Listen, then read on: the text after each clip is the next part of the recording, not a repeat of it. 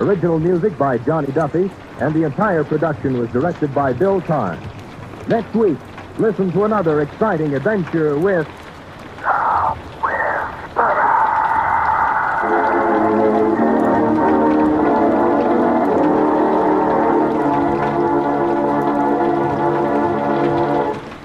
It's the Silver Jubilee on NBC.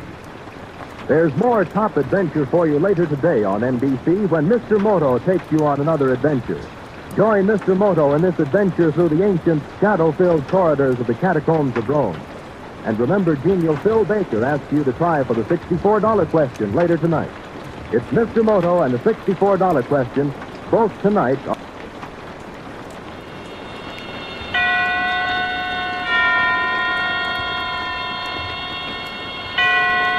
Roma Wines present Suspense.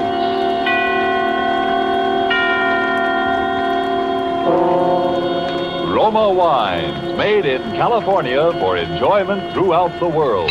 Salud. Your health, senor.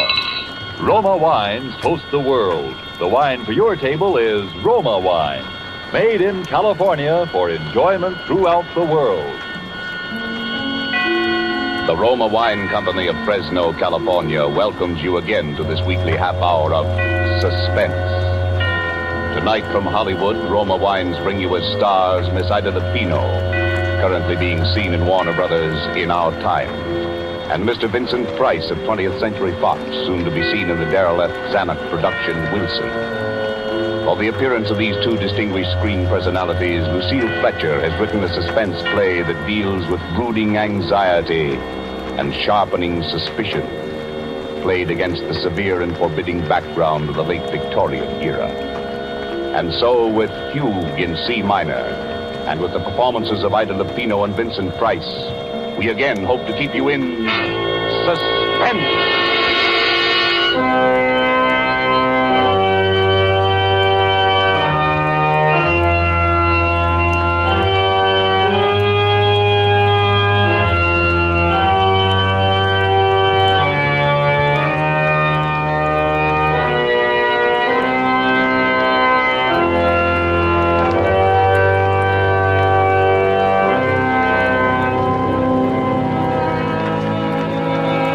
April 1st, 1900. Dear Bessie, this is just to let you know that I arrived in Pilotsville. Lizzie met me at the station. She's heartbroken about Papa's bankruptcy and for some reason feels that it's up to me to remedy the family situation. I told her I'd been offered a job, but she swept away that idea in horror. A girl with your looks, Amanda Peabody, doesn't have to get a job. There are too many rich husbands floating around for that. Furthermore, she says she has a rich husband already picked out for me right here in Pilotsville. Don't you remember? I told you about him at Christmas time. He's a Mr. Evans, rich as Croesus, charming, cultured, a lonely widower with two dear little children. And besides that, he's just your type, a real intellectual. You should hear him play the pipe organ. And you know, Bessie, I've met so few interesting men lately. And all you'd have to do is lift your little finger.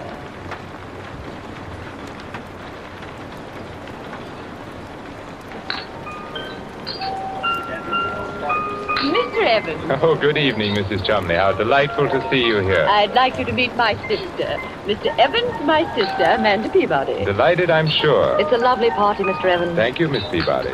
Have you just come to Pilotsville? Yes.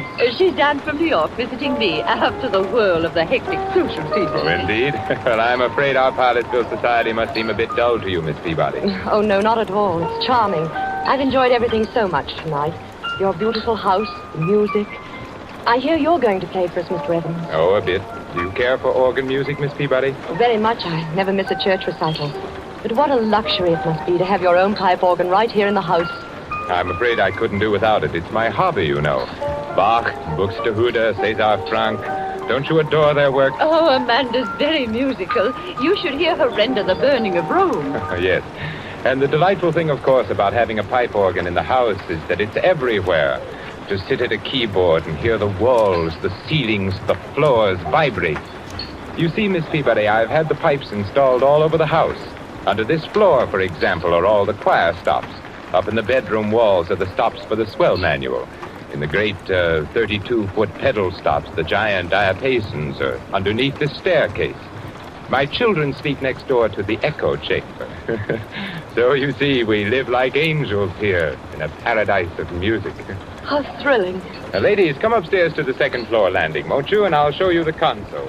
It was made for me in Vienna.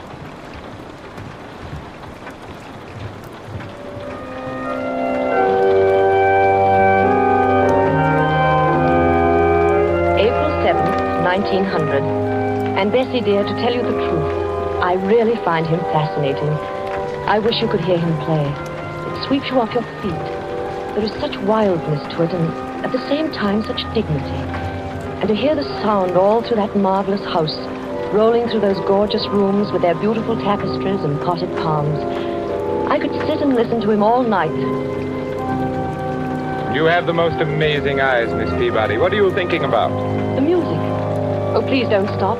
It's so beautiful. Well, you seem to be as mad about music as I am. Your sister says you play too. Oh, no, only a little. My appreciation of it is all inside, I'm afraid. That's plenty. If one can't play, it's better just to enjoy the music of others. I can't bear this sentimental drumming, can you? I shouldn't think you would enjoy it. The idiotic tunes people play nowadays. Give me the old stern classics. They have strength and power. Give me something with life to it, something that will flood the whole house with sound.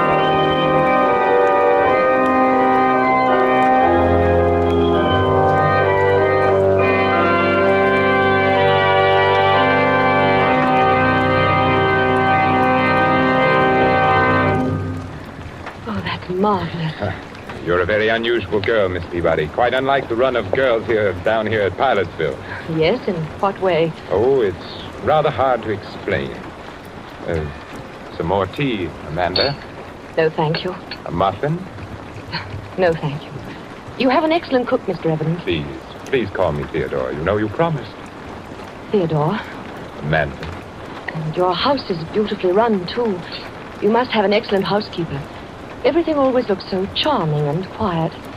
I haven't even heard a peep out of your children. My children? Oh, yes, the children have been away at school. You have two, haven't you? Yes, Daphne and David. What sweet names. Ordinarily, I don't approve of schools for young children, but you see, they were rather overwrought. After Mrs. Evans passed on... I can well understand. They were almost morbidly devoted to their mother. And then, of course, the unfortunate circumstances of her death. But I suppose your sister, Mrs. Chumley, has told you all about that. No, not very much, except your wife was killed in a street accident, wasn't she? Yes, in Philadelphia. A brewery wagon and 4 horses ran her down. Oh, how terrible. It's something I don't like to think about very often. Poor, beautiful Margaret. Well, it's like a nightmare, Amanda, and I still can't feel reconciled. But, well, what I was driving at was the children.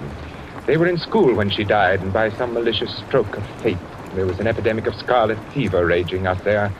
The authorities wouldn't lift the quarantine and let them out for her funeral. Oh, poor little things. Yes, it upset them dreadfully. In fact, I sometimes fear it's left a mark on them which may endure all their lives. Why, what do you mean? They suffer from delusions about her. They think that in some way she is linked. Her soul is imprisoned in the organ pipes. How horrible. I wish I could do something about it. It's a frightful notion, but they won't. They don't let me play when they're at home. That echo chamber in particular, next door to their bedroom. Yes? You know, it's nothing but an empty sealed room with a few wires. Of course, it's all because they never saw her dead. But they have a notion that she's, well, somehow hidden there. How ghastly. They really think that, do they? Children can think up such very strange things in their little minds. Can't they?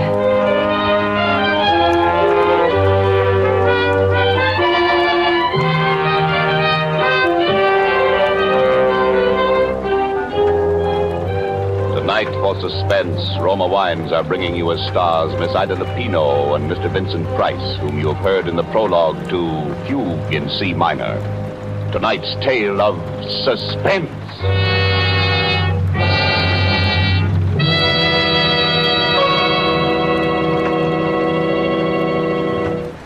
Let us look in on another scene for a moment. A smart dinner party at the internationally famous Hotel de Nacional de Cuba in Havana. One of the guests, a world-traveled American, sets down his wine glass and remarks that a truly fine wine always carries the unmistakable flavor of the particular vineyards from which it comes. And laughs his Cuban host, you must be homesick for California right now. For the wine you are enjoying so much is from America, from California. It is Roma wine. Yes, it's true. Our own wonderful vineyard country in California produces in Roma wines that discriminating people in other lands esteem as an imported delicacy. Yet you here at home can enjoy these distinguished Roma wines for mere pennies a glassful. You pay none of the expensive overseas shipping charges and duties. Daily with your meals or when entertaining or anytime, you can delight yourself with the wonderful flavor that comes from age-old winemaking traditions perfected by modern quality controls and tests. Yes, only pennies a glassful for a treat you are certain to enjoy. For remember, Roma wines are America's largest selling wines.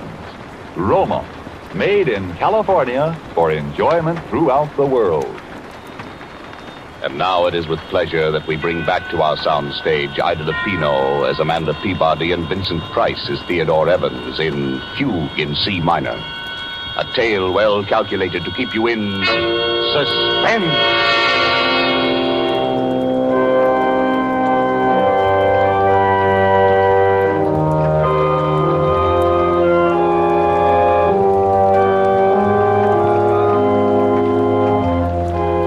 April 18th. I met the children today, Bessie, for the first time. It was a shock. They're strange little creatures, utterly unlike their father. The girl is about 11 and the boy 8. They were both dressed in deep mourning. Their large gray eyes seemed strained with terror. They listened and trembled at every sound. This is Miss Peabody, children. She's a very good friend of mine. Now, I want you both to shake hands with her. Oh, come now, Daphne. You can at least tell Miss Peabody how old you are. Oh, no. Please don't press her. I know when I was a little girl, I hated people to talk about my age. I'd much rather hear about school. We're not going back there, no matter what anybody says. David. That's all right. Then you didn't like school? No, and Mommy didn't like it either. She cried when we went away. Oh, but your Mama wanted you to be educated, didn't she? She wanted you to grow up and be intelligent people, didn't she? Didn't she, Daphne? Who are you? You may call me Aunt Amanda. I'm a friend of your Papa's. Do you know where my Mama is? Your Mama? Well, your Mama's in heaven, dear. No, she's not. Then where is she, dear? Please don't start them off, Amanda. It's too upsetting. Come along, children. Now we're going to have a little music, like old times. You remember when your mother was alive? We all used to play together. David, you with your cornet and Daphne at the violin, and Mama at the piano. Well, Miss Peabody plays the piano, too. She's promised to play Narcissus, Mama's favorite piece. Well? Perhaps some other time, Theodore, when they don't feel so strange. I tell you, I've humored them to death. Now, come, David. There's your cornet on the mantelpiece. And Daphne? No. I insist. Look, now, I'll start the melody on the organ. David, you come in with your cornet obbligato in the third measure. Daphne, you can follow me.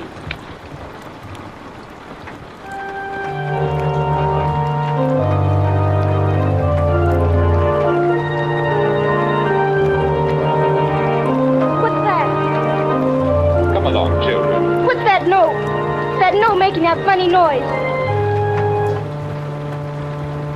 What note? Oh, you mean that? Oh, that's just a cipher.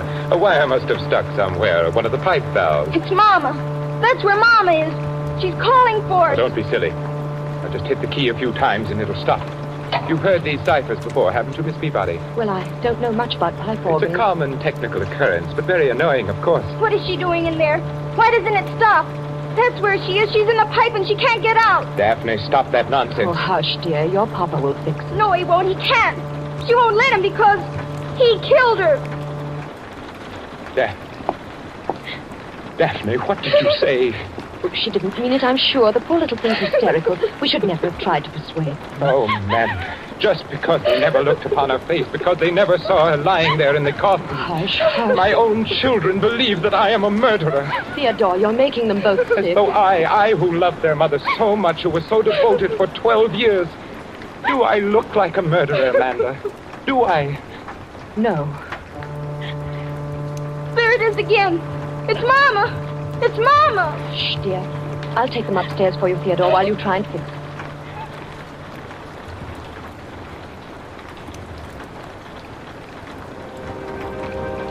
April 24th. Oh, Bessie. Those poor little children. We took them out to the cemetery today to show them her grave. A marble angel guarded it. It was planted with pure white tulips. How final it was and peaceful. And yet they began to tremble again the moment we set foot inside the house. Poor Theodore. The man is nearly out of his mind. What can he do? I keep asking myself that question. She died in Philadelphia, you say? Yes, on May 15th, just a little less than a year ago. You weren't with her? No, she went there to take a piano lesson. There was a new teacher she'd heard about. She was always so self-conscious about her technique. But she never reached his studio. They notified me at midnight from the city morgue. And no one in Philadelphia saw her? No one except the attendants at the morgue, of course, and the people who picked her up after the collision. It was such a brutal accident. There'd be no one from among them who could speak to the children, explain to them? Oh, no. Oh, it's so horrible, so sordid. Oh, I know, my dear. I hate to make you suffer. But if we could find some way, if they could just believe. When you brought her back here to Pilotsville, there was a funeral. Yes. And was there anybody then who saw her? Oh, no, I couldn't bear it, Amanda. I didn't think at the time. She'd been so beautiful. Her lovely, sweet, gentle face and her eyes. The horses had completely trembled. Oh. Even if the children had been able to come home, I wouldn't have let them look. The coffin was sealed when I left Philadelphia. I didn't want to see her again myself. There was a funeral. People came. There were flowers, an undertaker. Yes?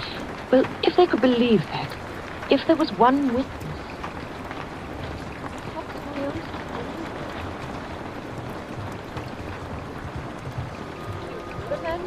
Of course there was a funeral. The finest funeral in town. A snow-white hearse and 25 coaches. Everybody sent flowers. The casket wasn't open, but I've been to lots of funerals where they don't open the casket. And from what I understand, she was pretty badly mangled. But it was a beautiful funeral. Mr. Evans played the organ himself, the finest selections. All the sweet old pieces his wife liked. There was Narcissus and Mighty Latin Rose.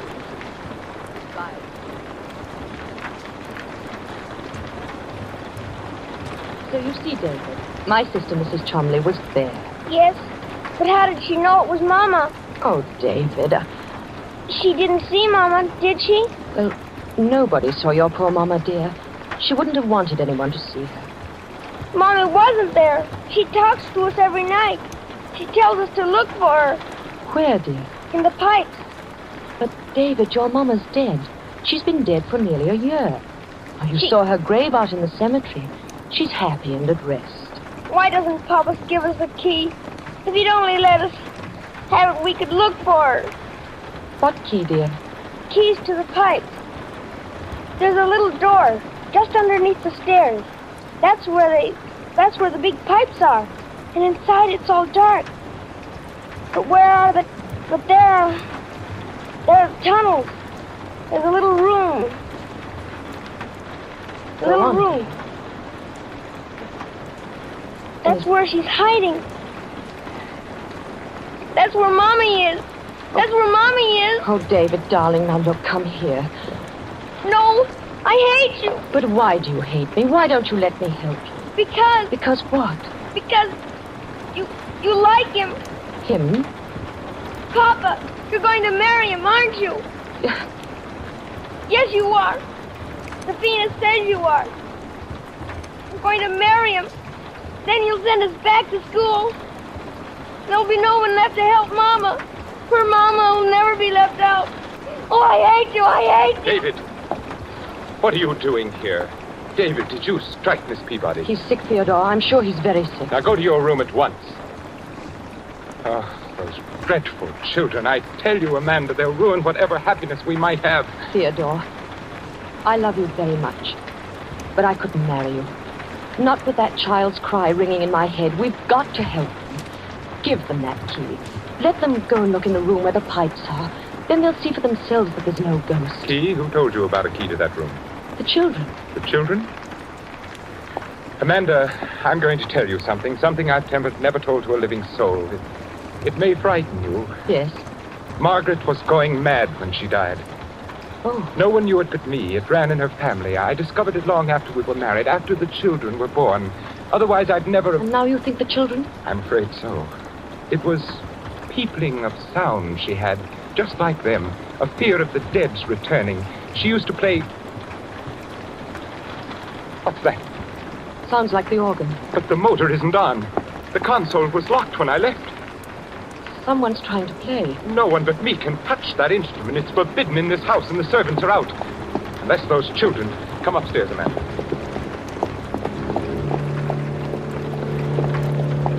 Theodore. Why, there's no one here. No one at the keyboard.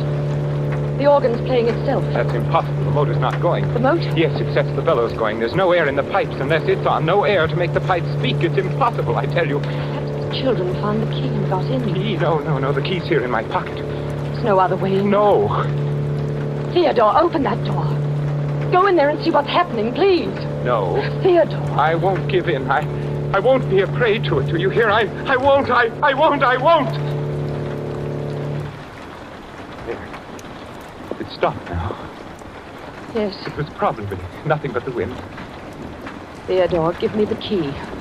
I'm not afraid. Are you saying that I am? I don't know. But I'll be fair with you, Theodore. I couldn't marry you and live here with that any more than your children can. What do you mean? Rip out those pipes. Rip out the whole pipe organ. Give it to a church, but don't keep it here. Get rid of it's the not pipe worth it. organ? Yes. But I couldn't. The whole house was built around it. It's been the very soul and spirit of this home. It's been the curse, you mean. Theodore, I know I'd go mad, too, if I had to listen to it night and day. It's so hollow. Think those pipes are so huge down there in the darkness. I'd begin to hear things, too. Oh, it's... Quiet. Come outside. We'll take a walk. No, give me the key. Give me the key. You're hysterical, Amanda. I'm sorry I've overburdened you.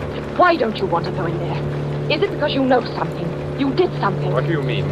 Did you kill her? Very well, Amanda. Here's the key. If that's the way you trust me, we'll go down and look around together.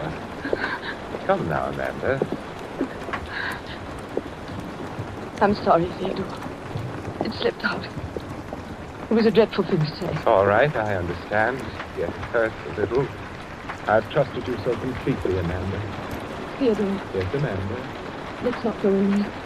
I do trust you, darling. I believe everything you've told me. No.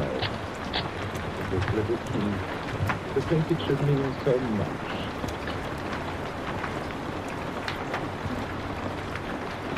Black it is. It's pitch black. And cold. Where are the pipes? I can't see them. Come in further, Amanda. You'll see them as soon as your eyes grow accustomed to the darkness. The biggest pipes pack this well under the great staircase like giants. Yes, I'm beginning to see them now. Shouldn't we go and get a candle? Oh, no. Go in a little further. Be careful. The floor's a maze of wires. Now stand there for a second. Theodore, don't leave me. I won't be long. I thought you said you weren't afraid. Oh, I not only... Where are you going? Just upstairs to play for you. Theodore. I'd like you to hear how the music sounds in the darkness. It's quite an experience being so close to the pipe. You know, narrow, suffocating, especially when I play the great Parsifal and fugue of Bach. Oh, Theodore, please. I don't want to stay Perhaps here. one of the Rheinberger symphonies or the great chorales of César Franck. Margaret, of course, preferred Narcissus. Margaret. You're very gullible, Amanda. And you did kill her. You killed her in this room. And you're going to kill me. Yeah, it's simple, isn't it? But why? I don't Why? know. One gets tired every now and then of mere music. Sometimes the classics demand competition. A scream, for example. There's something so exciting about pulling out all the stops and drowning out all human sound. Have you ever tried to match your voice, Miss Peabody, against the thunderous voice of Bach? It's most effective. And then when the struggle gets weaker, when the air is almost gone and you choke and gasp for breath, to bring the music down softer, softer. You're mad, you're mad. Amanda, would you deny me that pleasure? No. I Help. promise you the concert Help. won't be too long. It takes about 8 hours before the air gives out, but you know I could play for days. And don't worry about the children. I think you've convinced them about the ghost. What's that? Theodore. Someone shut the door. It's locked and the key's outside. Who's there? Let me out! Let me out! Theodore. Get away from me! Let me out, you! Let me out! Let me out! I can't breathe! I'm suffocating! It's so dark! I can't breathe! Let me out, please! Please! I can't breathe! I can't... No! I can't! Let me out! I can't breathe!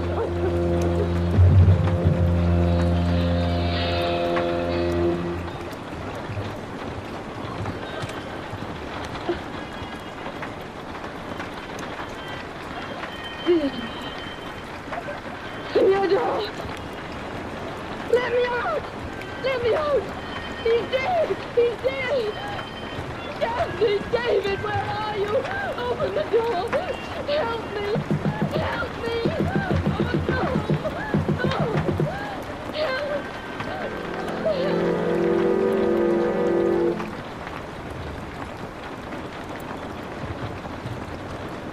May 1st, 1900. I shall be coming home in a few days, Bessie. I still can't sleep at night. I still hear that laughter. Still hear that cornet playing its unearthly music. And Theodore Evans once more lies dead at my feet. With his heart, Bessie. He died of fright. In those few moments, he anticipated a hideous fate he had meted out to so many. And I might have died there if it had not gone so quickly. But the children hated me. They wanted to kill us both. Those terrible, pathetic children. What horrors they must have sensed in that charming house. There were other women beside his wife. Police found them all buried and stuffed away into unused parts of the pipe organ. You see, I was in that pipe room alone with him for 4 hours before that door creaked open. There they stood, and I shall never forget their faces or the things they said. You can come out now if you're really sorry. I'm sorry. Are you sure he's quite dead? Yes, he's dead. You were wrong. Who's the miss for that? Yes, you are. Now, will you come and help us find Mama?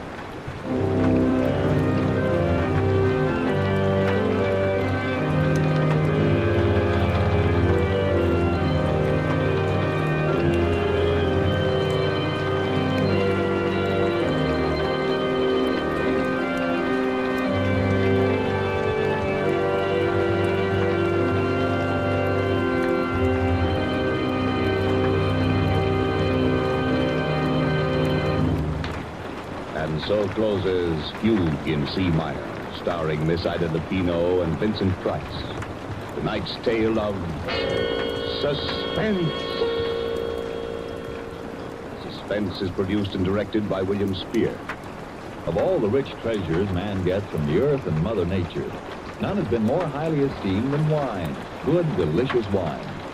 And if you are one who does not yet know how much and how delightfully Roma wines add to your meals, well, let me urge you not to miss out any longer on such a treat as this. There's nothing complicated about it. Just get and serve Roma wine with any meal or any time in any kind of glass you wish. Serve it chilled. Try the many different kinds of Roma wine until you find those you like best of all. Try Roma California Sherry with its wonderful nut-like flavor as an appetizer, or ruby red Roma Burgundy, or the deliciously delicate flavored Roma Sauterne. These superb wines cost you only pennies a glassful. Yet, they make even the simplest meal taste like $1 million. Get some today. And if your dealer is temporarily out of Roma, please try again soon. You owe it to yourself to have and regularly enjoy R-O-M-A, Roma wine, America's largest selling wine. Made in California for enjoyment throughout the world. This is Ida Lupino. Mr. Spear has just been telling me a little about next week's suspense show. The star will be Thomas Mitchell in a story about a man who had headaches. Tried everything to cure them, finally went to a psychiatrist and found out that he was a murderer. That certainly sounds like a broadcast we listeners won't want to miss. One more word. Don't forget to buy that war bond this week. Next Thursday, same time, you will hear Thomas Mitchell and Donald Crisp in Suspense. Presented by Roma Wine. R-O-M-A. Made in California for enjoyment throughout the world. This is CBS, the Columbia Broadcasting System.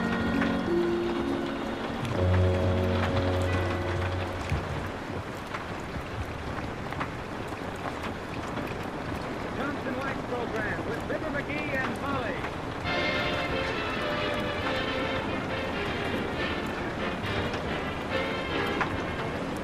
Makers of Johnson's Wax, Johnson Self-Polishing Glow Coat, present Marion and Jim Jordan as Fibber McGee and Molly. Donald Novis, Bill Thompson, and Billy Mills Austin. Show opens with Life Begins When You're in Love.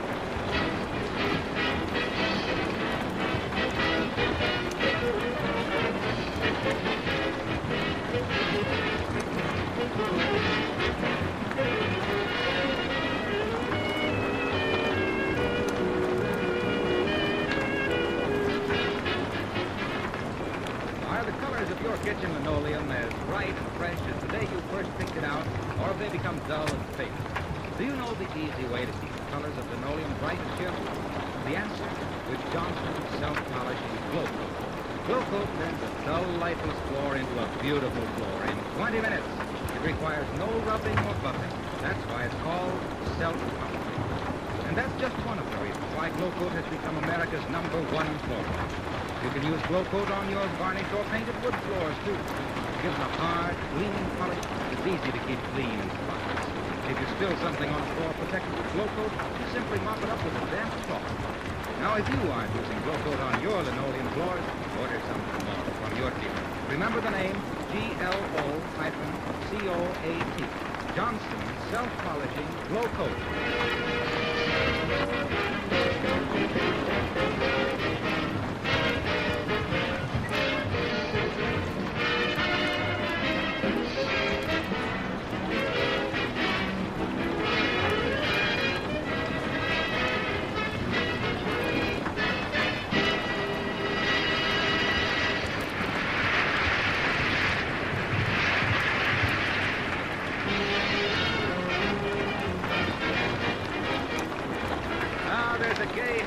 Party in progress tonight, given by the McGee's next-door neighbors, the Throckmorton B. Gildersleeve. And among the guests we find many names from Wistful Vista's Blue Book, plus 2 names from Wistful Vista's telephone book, Fibber McGee and Molly.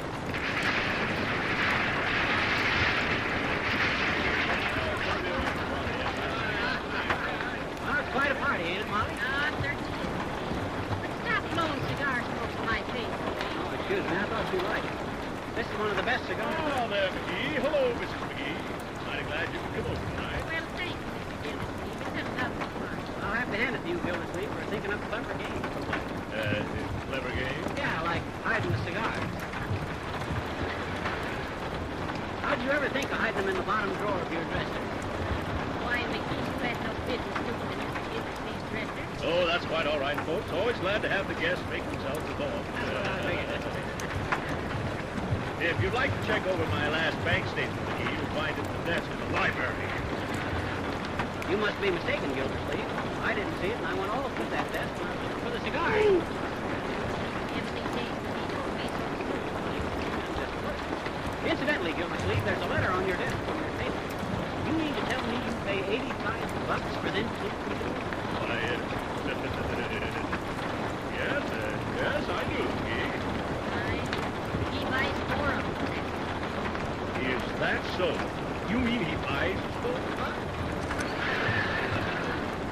Well, if you'll excuse me, folks, I'll see how the other guests are getting along. Have a good time. What does he mean, do I buy them? What does he think I get? Well, if you get them where I think he thinks you get them, I think you'll think twice about that part. You mean you think I get Now, hello there, Molly. Hello, Fibber. Gee, we're having fun. have a room. Who first going? Right ahead, Trick. Ladies and gentlemen, for my first astounding hit of wizardry, I take this $5 bill. Don't seem to have a $5 bill. Will someone please pass me a $5 bill? Why a $5 bill, Boomer? Can't you move the spot? Certainly not. 5 is the magical number. 5 pennies for nickel, 5 nickels for a quarter, 5 quarters for $1.25. Thank you, Mr. Wilcox. Thank you, Sutter. Now, watch me closely. Presto, abracadabra, zingo. And the bills disappear. Entirely without the use of pins or concealed wires. Thank you. Yeah, that's very good. Oh, now, quiet, please. Now, with another simple twist and wrist. I might say that this time fancy regret. I will restore the $5 bill. Presto, abracadabra, zingo. And here... Well, it may slip somewhere. Can't seem to find it. Oh, no, you don't, Boomer. Work over that bill. Come, uncool. Surely you're not accusing Horatio K. Boomer of chicanery. Have your $5 right here someplace. Where did I put that $5 bill? That one's been pocket. Nice white finger to get hands under an anvil to get a manicure. They better keep an eye on the ambulance, too.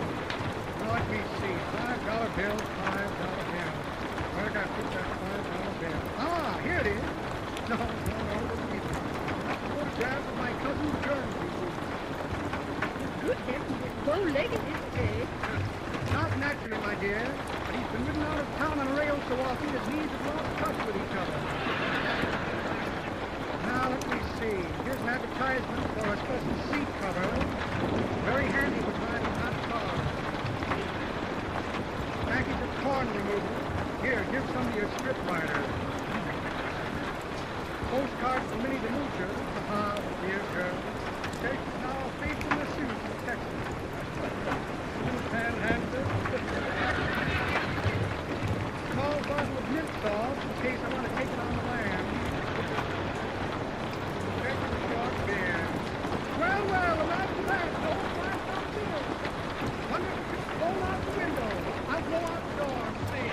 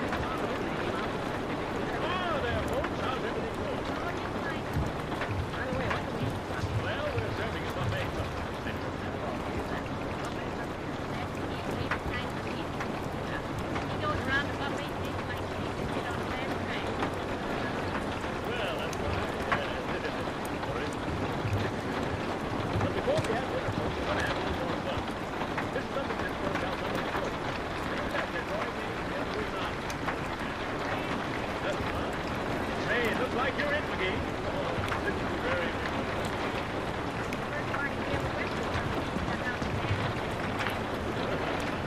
Oh, here he is.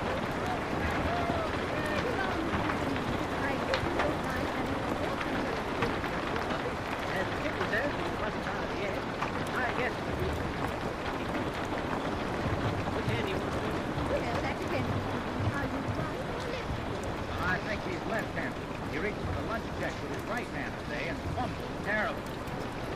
Well, then give me your left hand. Okay. Oh, me, Mr. Upton, my fault. How do you do? I'm very glad. Oh, my, that was a joke.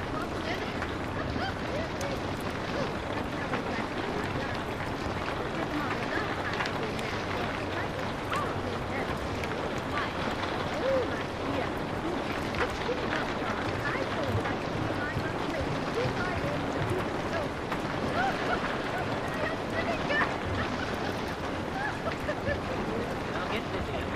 Tell me. Now, just to come to the next level, the intelligence is indicated by smooth mouth, face, and now, this time, this is the right time. Go down. Third time. Your right line tells me that. I was resting at home when the poor husband was in bed for 12 years. Very good, Abigail. Very good. Well, folks, we have time for a couple more games.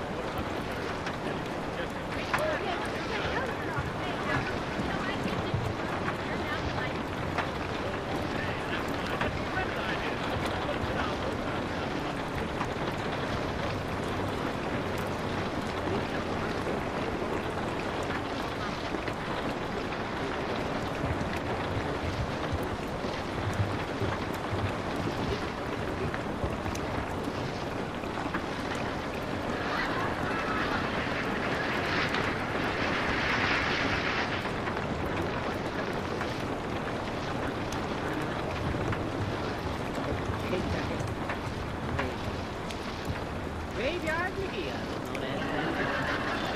Graveyard McGee, the gloomiest guy that ever gave blue strikes to a gay gathering, but before he moved from goblin gambling, getting guys go straight stop and cast the gold on, galvanized the cake and big arms, careless and crafty gibberish, and garnered the great back of gold, just scales and green nice things with a giddy girl. It's your name.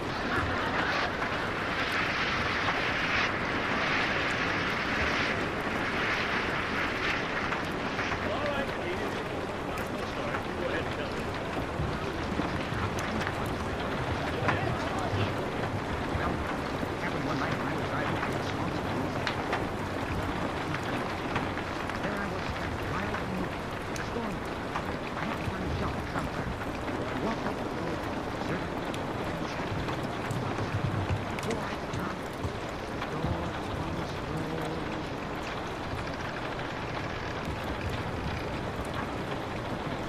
Excuse me, folks. My foot was asleep and I was scraping on my leg.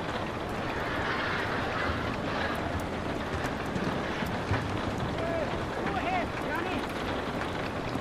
Well, as soon as my eyes got used to the blackness,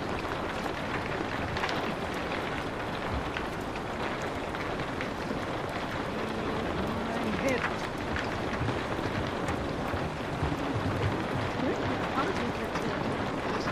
My nerves were waving back and forth like windshield wipers. But I took myself together and I said, I'm sorry, buddy, but I haven't got your head. Where'd you lose it? Ghost striker, right in this house. I came home one day. When I saw the kitchen floor looking so dull and dingy, straight and worn, I flew into a rage. I lost my head and bawled my wife out something terrible. Gee, I wish I hadn't done it, because I know now what I should have done.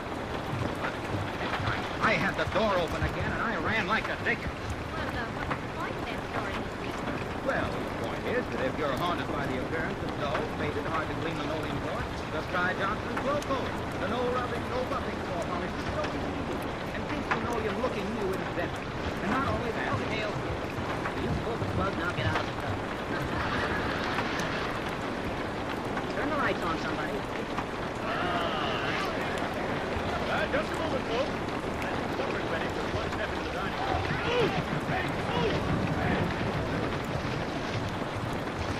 Come on, Mickey. What are you waiting for? You go ahead, Molly. I'll be in later. I got something to do. It's kind of a Halloween day. Don't say anything to anybody. Now, I'll be back in a little bit. I'd like to see Gildersleeve's face in his garage. Oh, hey, get away from me! Who's there? Who's that? Yeah, I bet you I scared you, didn't I? Whoa, it's so dark out there. I didn't see you. What you doing? I said, what you doing? Playing Halloween. Liam, I've been having the fun, too. Tipping over garbage cans and open windows and scaring people and everything. Oh, you have, eh? Right. Well, this is the night for you. Incidentally, you know the difference between a ghost and a sailor with a sprained ankle? No. Well, one's a hobgoblin and the other's a godfather.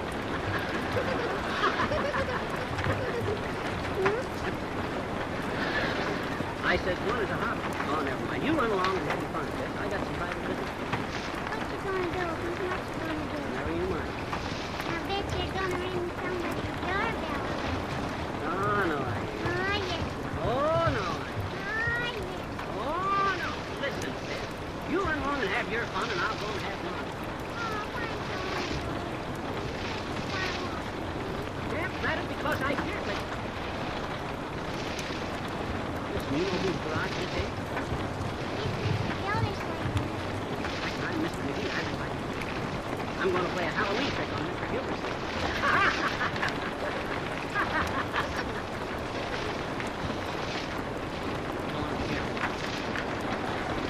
Look, I'm going to sneak into Gildersleeve's garage. Oh, yeah, I'll just stop.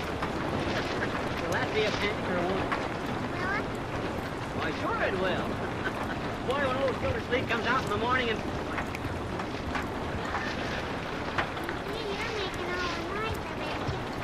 Come on, now, if you want to be in on this, I'll be with this one.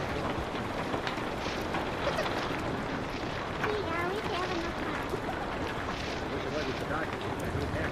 Right. Now, look at this. You let the air out of the tires on that side, and I'll do the same on this side. You know how to let the air out? Sure. I'll let the air out of 5 cars already tonight. Okay, go ahead. Hey, isn't this a dandy idea, mister? I thought it was pretty good myself, Sid. But don't you ever tell him. Hey, mister, the tires are flat on this side. Okay, same here now. Now remember, this is a secret between you and me. I gotta get back to the party. Okay. You know any more riddles, mister? Huh? No, I don't know any more. I do. Difference between a peanut butter sandwich and a policeman. Butter sandwich and a policeman. I'm sorry, sis. I'm afraid I don't know the difference between a peanut butter sandwich and a policeman.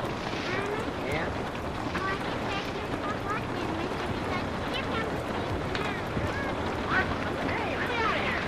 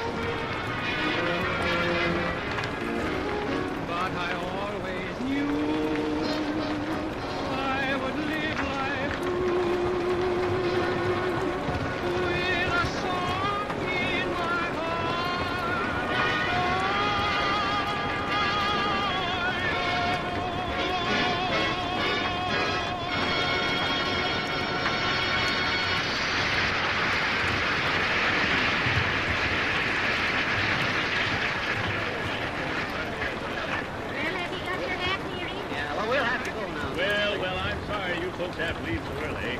I'm mighty glad you could come over. Oh, thank you, Mr. Gildersleeve. My, it's been a simply marvelous party. You betcha, Rocky, old man. You sure know how to throw a party. Well, say goodnight to Mrs. And me too, Gildersleeve. She's a wonderful cook, that wife of yours. Tell her how we had a terrific time tonight. I certainly will. I'm sorry she was so busy in the kitchen she couldn't meet any of you folks. But you must come over again sometime. Would I just like to for a drop of some relatives? Oh, no, thank you, Mr. Upton. We just live next door. Well, good night. We've had a wonderful time, Mr. Gildersleeve. Good night. Good night, Gildersleeve. Good night, Miss McGee. Good night, Pepper. Good night, everybody. Good night. Good night. Good night, good night.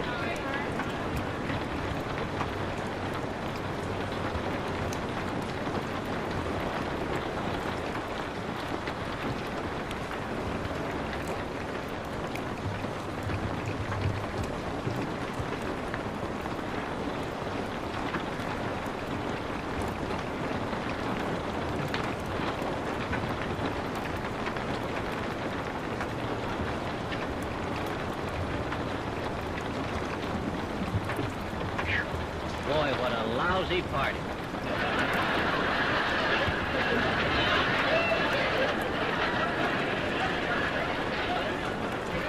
Heavenly days. Whoever told them they knew how to entertain? Yeah. Old Gildersleeve and his expensive cigars. Look at them. Dry as a bone. All 10 of them. Well, I'm going right up to bed. Yeah, well, I'm coming up too. My goodness, I hope I don't have bad dreams from that terrible food. Did you taste those hors-d'oeuvres? Oh, they look tempting to me. Imagine an old lady Uppington trying to sell fortunes. I'll get her a crystal 8-ball for Christmas. Now, don't drop your shoes there on the floor, right where somebody will stumble over them. Well, they're on my side of the bed. The one that stumble over them. Hand me my cold cream here. You know, there's the cheap towels in the bathroom.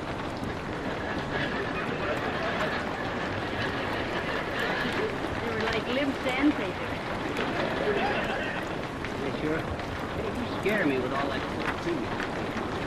Why didn't you wear that mask to the party?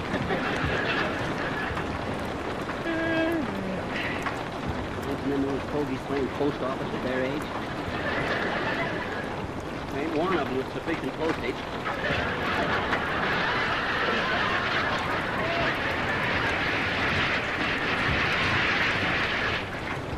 What time I set the clock for? Well, not too early, dearie. I want to sleep a while in the morning. Yeah, me too, after a night like that. Ghost story, Mr. Gildersleeve. Yeah. I'll bet the sponsor haunts him. The way those people ate. You see the old timer? Chasing the hammer on like an actor's agent.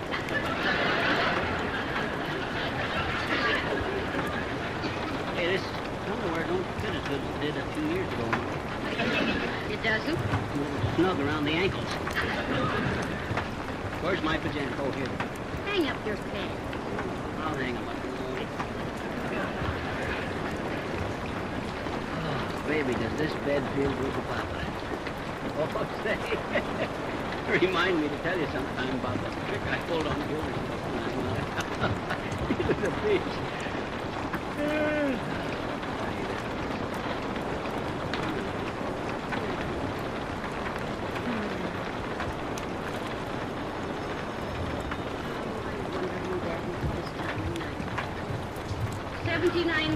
Mr. Molly McGee speaking. Who? Oh, yes.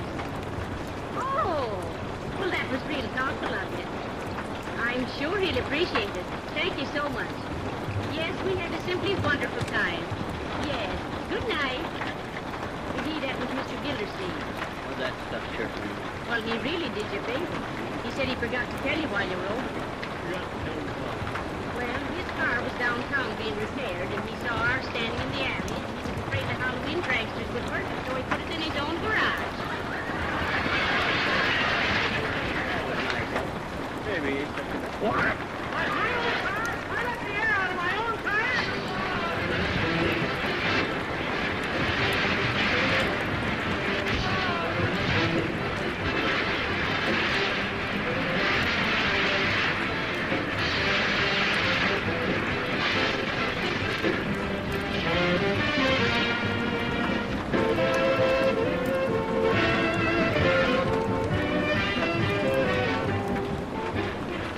Fibber and Molly will be back in just a moment.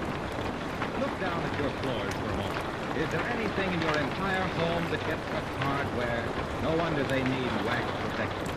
No floor finish like a varnish, shellac, or paint can stand up forever against the constant attack of scuffing, breaking shoes, and sharp heat. These finishes themselves need the protection of a tough material that can be quickly and easily renewed. And that material is Johnson's wax. Certain floor areas, such as halls and around doorways, get more wear than others. With Johnson's wax, these traffic areas can be touched up and re-waxed without waxing the entire floor. In addition to providing this money-saving protection, Johnson's wax gives you rich, mellow, beautiful floors that add charm to your entire home. With every application, this beauty increases, while your housework decreases, because waxed floors never need scrubbing, and they're the easiest of all floors to keep clean.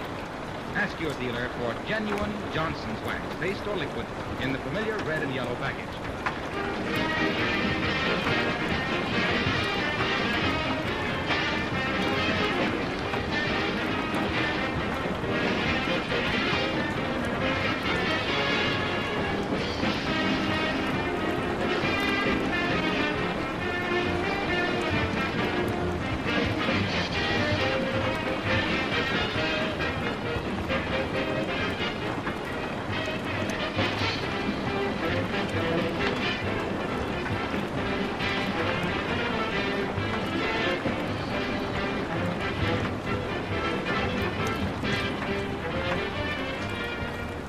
We didn't really feel that way about Gilbert Boone's party. We just wanted to give you an idea of what we think happens after one of our parties. Incidentally, Molly, there's one game we didn't play last night. What's that? Spin the tail on the elephant. You mean on the dome? Good night. Good night, dog.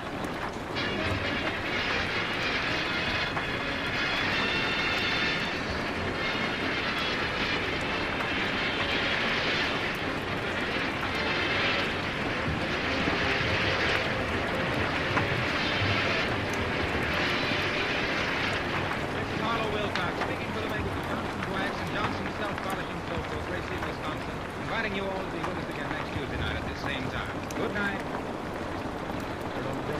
Where are you having any fun from George White's Scandals and Ding Dong the Witch's Death from the Wizard of Oz? This is the National Broadcasting Company.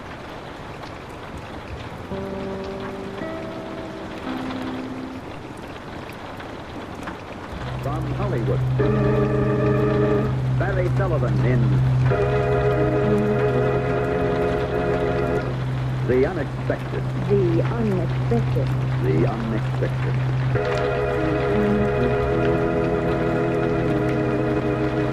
Life is filled with the unexpected. Happy, romantic, tragic, and mysterious endings to our most ordinary actions. Dreams come true or dreams are shattered by sudden twists of fate in The Unexpected.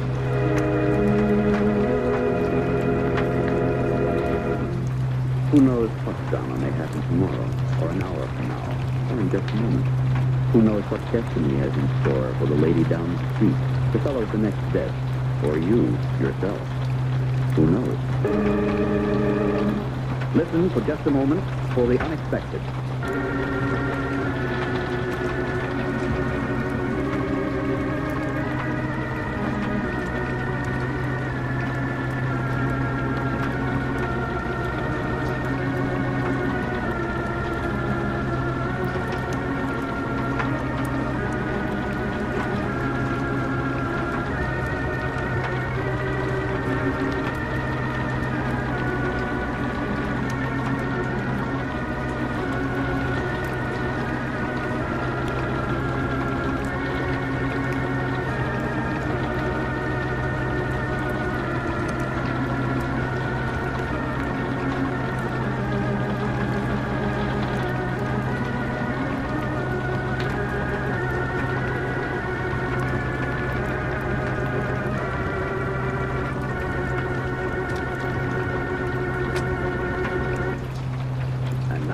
Barry Sullivan, outstanding motion picture and stage star in a drama of the unexpected, titled Mercy Killing. My name is Arnold Stanton. I'm a salesman, a successful one. I live in a little frame house on a shady street out in the suburbs. I've been married for 12 years. All our friends say that Evelyn and I are an ideal couple, devoted to each other. But a few minutes ago, as I came through the front door, I decided to murder my wife.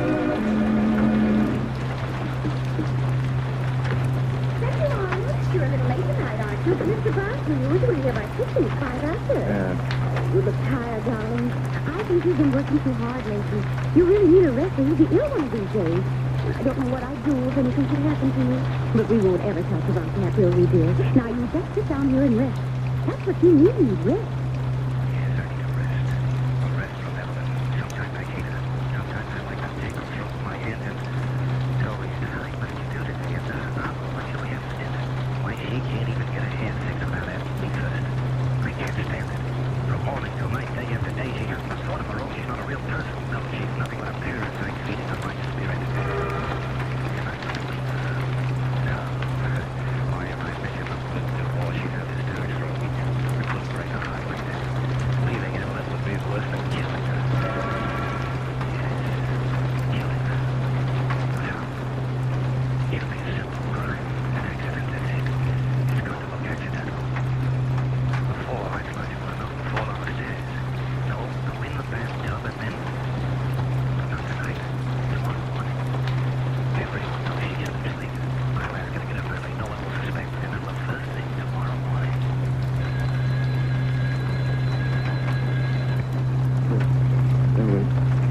You awake, Evelyn? She's gone. She's downstairs already. Am I too late? That you, darling? I got up early last night today. I'm all ready for the tub, and I'll have breakfast ready before you get dressed. Don't hurry. There's plenty of time. Now, I don't want you to be late because of me. I wouldn't want people to say that I wasn't a dependable wife. Oh, Arnold, don't touch me. The tub is slippery, and I might fall. Arnold, you're pushing me. Don't!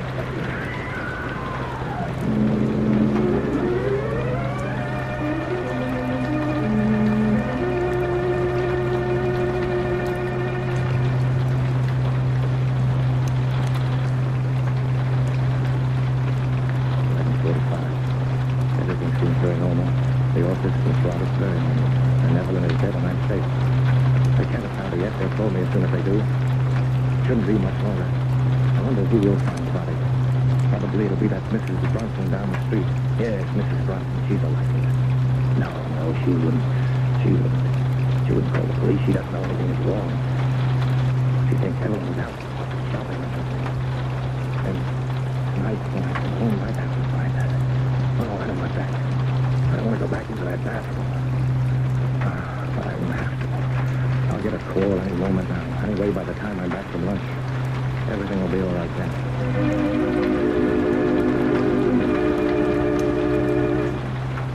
Did you have a nice lunch, Mrs. Ann?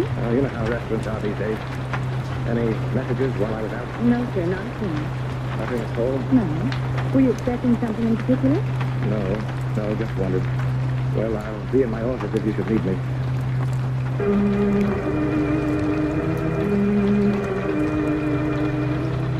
They would have called if they found her. I'd be notified right away unless something went wrong. Come in. I'm sorry to bother you, Mr. Stanton. I forgot to tell you when you just asked. Yes? There was a message for you. I don't know how I could have overlooked it. It was right on my pad. What was it, Miss Roberts? Oh, nothing urgent or anything like that. What was the message? It was from your wife. She's playing bridge and may be late getting home this evening. She didn't want you to worry about her. Is something wrong? I'm sorry, I forgot. No, nothing at all. Thank you, Miss Roberts. I won't let it happen again.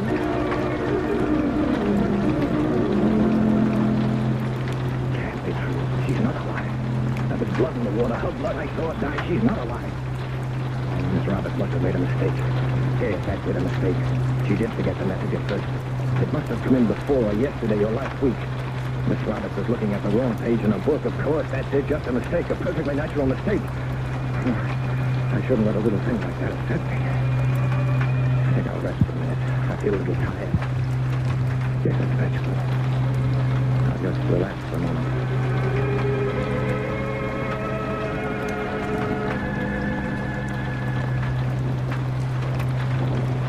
It's after 5, Mr. Stanton. I'll be going now if there's nothing more. No, I have to hurry along myself. I don't want to be late. Evelyn will be waiting for me. Oh, no. Don't you remember? She's playing bridge. Oh, yes, of course. I forgot. Well, good night, Mr. Stanton. So, what's now? Now, Miss Roberts doesn't make it. And I have to go home to Evelyn.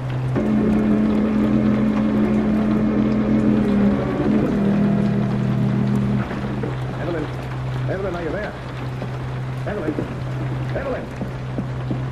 I've got to open the bathroom door. There's nothing to be afraid of.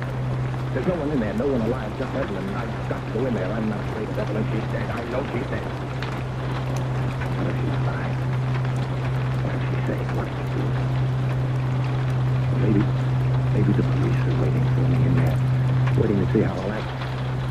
Well, no, I can't do that yet. Not until I know.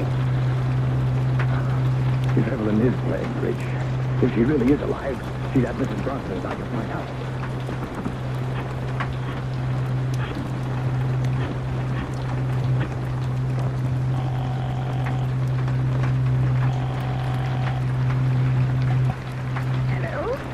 Hello, is that you, Mrs. Bronson? Yes. Who is it, please? Arnold Stanton. Why, hello, Mr. Stanton. How are you? I don't like to bother you, Mrs. Bronson, but there was a message for me this afternoon. Something about Evelyn. Bridge, I think. She isn't there with you, is she? Yes. Yes, as a matter of fact, she is. Would you like to speak to her? Yes, I would. Well, just hold on. Evelyn? Evelyn? Just a minute, Mr. Stanton. Are you still there, Evelyn? Hello? Hello? Evelyn. Oh, I'm terribly sorry, Mr. Stanton. Evelyn isn't here after all. She must have left while I was talking to you. She's probably on her way home now. She ought to be there any minute. Mr. Stanton, did you hear me? Mr. Stanton?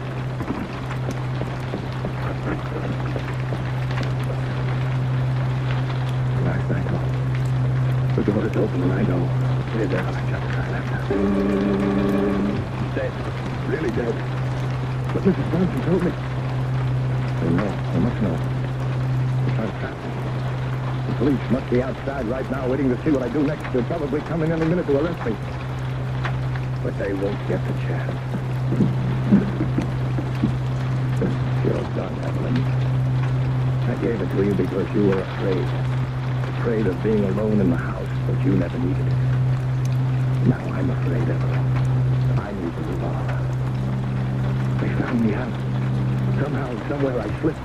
I wish I knew what it was, but there isn't time. Now I'll never know. Pick up the gun. Put it next to my cheek. Cold against my face. Now, squeeze the trigger.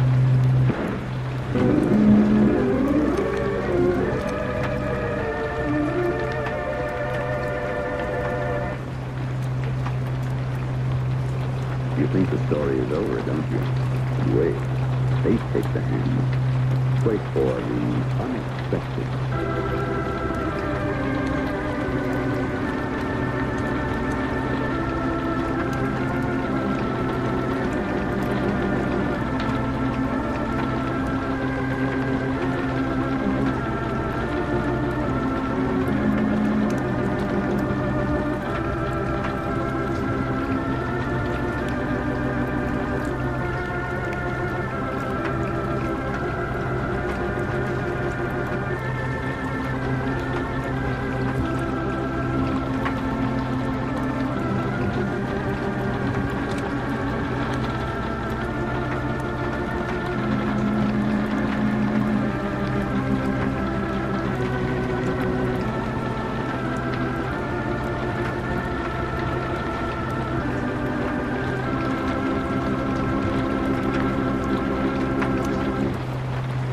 For the surprising conclusion of Mercy Killing, starring Barry Sullivan, written by Robert Levitt and Frank Burke, and produced and directed by Frank K. Danzig. And Evelyn and Arnold were so happy. Too bad. But it's all over now. Well, not quite over. Just a few words more. A short comment from Mrs. Bronson. You remember the bridge playing midterm down the street? She talking to Inspector Cook, homicide. Yes, Inspector. In a way, I too thought it was possible. You see, Evelyn was such a dear friend and very difficult person. Really, he was a charming young man, and Evelyn had been seeing him. I thought it to be very wrong, but you know how it is. Got a cover for her, as they say. As a matter of fact, I called Mr. Shanton's office this afternoon and pretended I was Evelyn. You see, she had asked me to because today was to be something special, and she was afraid she'd be late. And then later he telephoned me to check up on her. I hesitated. It was me, and when he wanted to talk to her, I pretended she was asleep. Just imagine. I told him Evelyn was on the way home. And then he went upstairs and found her. Like that. Oh, it must have been horrible. I don't know what he thought, but he must have been overcome. People don't kill themselves unless they are. But anyway, he never found out about the young man. It makes sort of a perfect ending.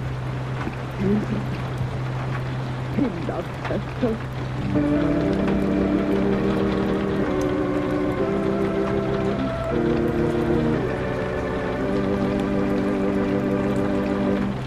Mercy Killing, starring Barry Sullivan, was transcribed in Hollywood. Listen for another exciting story starring lovely Marcia Hunt, who meets the unexpected.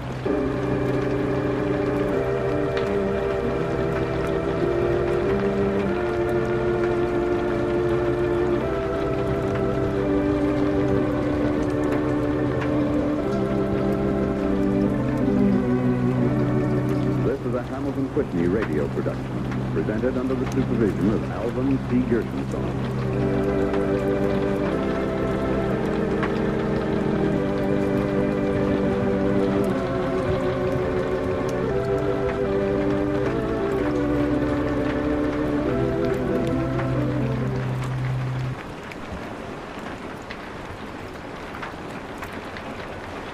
Quiet, please.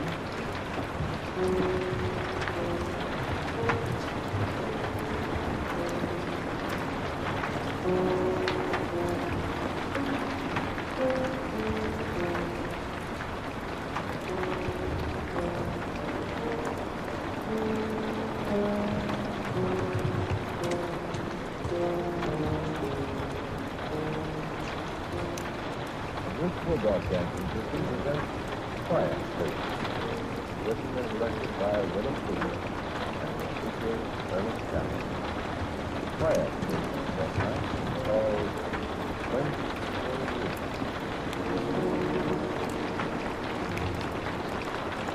I came from Jerusalem. I've traveled me a good deal in the last 20-odd years, and I find myself on my way around. But when I got off the plane at Cairo, I didn't stop at the camp right away. It was a storybook archaeologist. I made a beeline for Shepherd, the room I'd left a couple of days before when I went to Jerusalem. The bath, a gin and tonic, and a large batch of mails and estates. What more can a man ask? In Cairo on a hot night? But of course, it's just what I asked.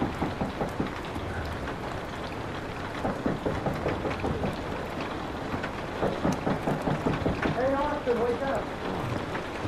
Hey, Sullivan. Hey! Hi, Austin. We got some special mail. Well, I'll be darned. Come on in. What are you doing here? That's when you got this. I took it around, don't I? Good and Charles, how are you? Fine. Come in. Well, sit down. You're the last man in the world. Here, take a gin and tonic before I drop it. Well, the time. The time is day. By golly, I'm glad to see you, boy. I'm glad to see you. I've been working here for 3 days waiting for you to come back. Hey, you look skinny. We just lost the big holes out there for 6 months back. You'll take off some of that fat, too. Well, if you could, I don't know, still see the cup. Yes, come on, what you doing? Business? What kind of business? Newspaper business, man. What's cooking in the Middle East and stuff? enjoy these things. We'll get on the bar in a minute. They close it down there. Go on, tell me about it. Well, you know, Eddie Heppercamp just called me in and said to go off and go eat. And then some stuff with a Sunday pizza section. Just making a monkey out of me. So I remember the good old days on the Midway, you and me, and we're around here, so let's go through the town, huh? When did you leave Chicago? Day before yesterday. Yes, the loop's still there. We still got the barbecue shows on South State Street. The bridge is always up. It's up to 7. Now? Now what? Now we go through the town? No, put on your pants. You've never been in Cairo before, have you? Me? Not me, right? Well, if you had, you wouldn't care much about seeing them before. Yeah? Yeah. Really? You had a good look at any of them? I have, oh, boy. The one that's waiting for you downstairs. Waiting for me? What are you talking about? I don't know any women in Cairo. There's one who knows you. Great. I'm telling you. How do you know? She's been waiting down there for 3 days. I've seen her. What's she look like? Not a lady. This one of your bum jokes, Dave? I'm speaking my word of honor.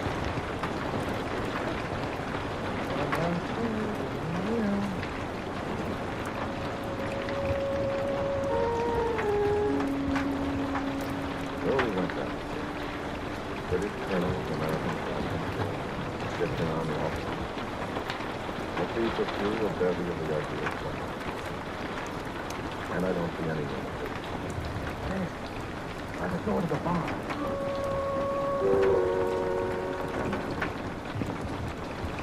Never divorced everyone.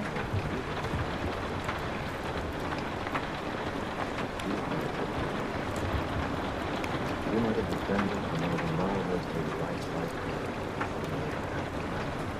in the walls of tomb. 2,000 years ago.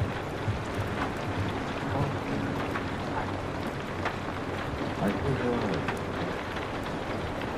Her hair was black and cut and married the way that a shepherd seems to rule the valley of the Nile 1,000 years before the river. Red lips with a smile. Felt my knees tremble. Come on, go ask her. She's got her friend. And when I looked back, where'd she go?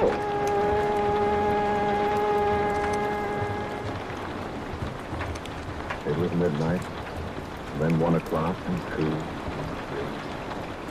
3. We still walked the streets of Cairo. The waning moon was rising on the northeast behind us.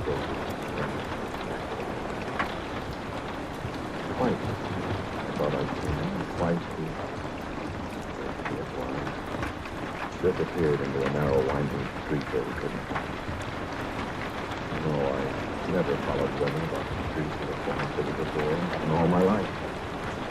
But there's little enough of that in the life of archaeology. The women we followed died 1,000, 10,000 years before we were born. We know them only by the portraits painted on the walls of a musty tomb. By what we find in great hermetically sealed stone casts, wrapped in rust-colored linen. Now it's the ghost of things that like it. I know. Wants you to come after. That's ridiculous, Dave. I heard her ask for you. Well, what did she want of me? What does the pretty gal usually want of a guy? Drink, something to eat, a good time. She could have had that from anybody. Yeah, me for instance. But she wanted you, wasn't it? Why? Maybe she could buy you something. Why? She wanted to sell you something, you know, these robbers. Maybe she knows you're some old pharaoh or somebody on the planet. Could be that. Look there, they can get out of the big and gray. Fine night you had. Yeah. Got a room, huh? Yeah, right down the hall. Well, knock on my door when you get up. All right. Good night. Night.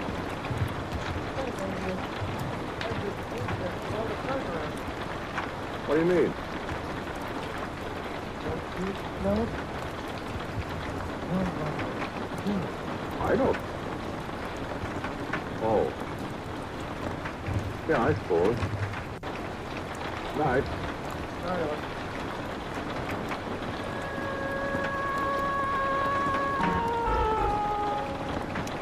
could have told him what the incense was. I've smelled cinnamon in her and spikenard too often after that. When I opened the door to my room, the smell was almost overpowering. Used as I am to the funeral spices. No, I'm not going to tell you. But a beautiful Egyptian princess at the base of Pittsburgh was waiting for me in the doctor. This isn't a broken step. There wasn't anyone in the room. I turned on the light. Opened the window. There wasn't anyone. So I went to bed, dreamed about sailing on Lake Michigan. The storm came up and the thunder crashed. I was scared to death. When I woke up and thunder was the servant knocking on my door thinking there were more trouble.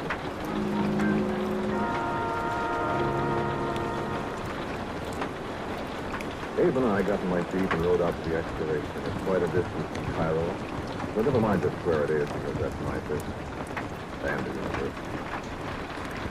That right rear tire went flat just as I'd been expecting. I forgot to put air in the stairs, so we took quite a while getting it pumped up. It was late in the afternoon when we got there.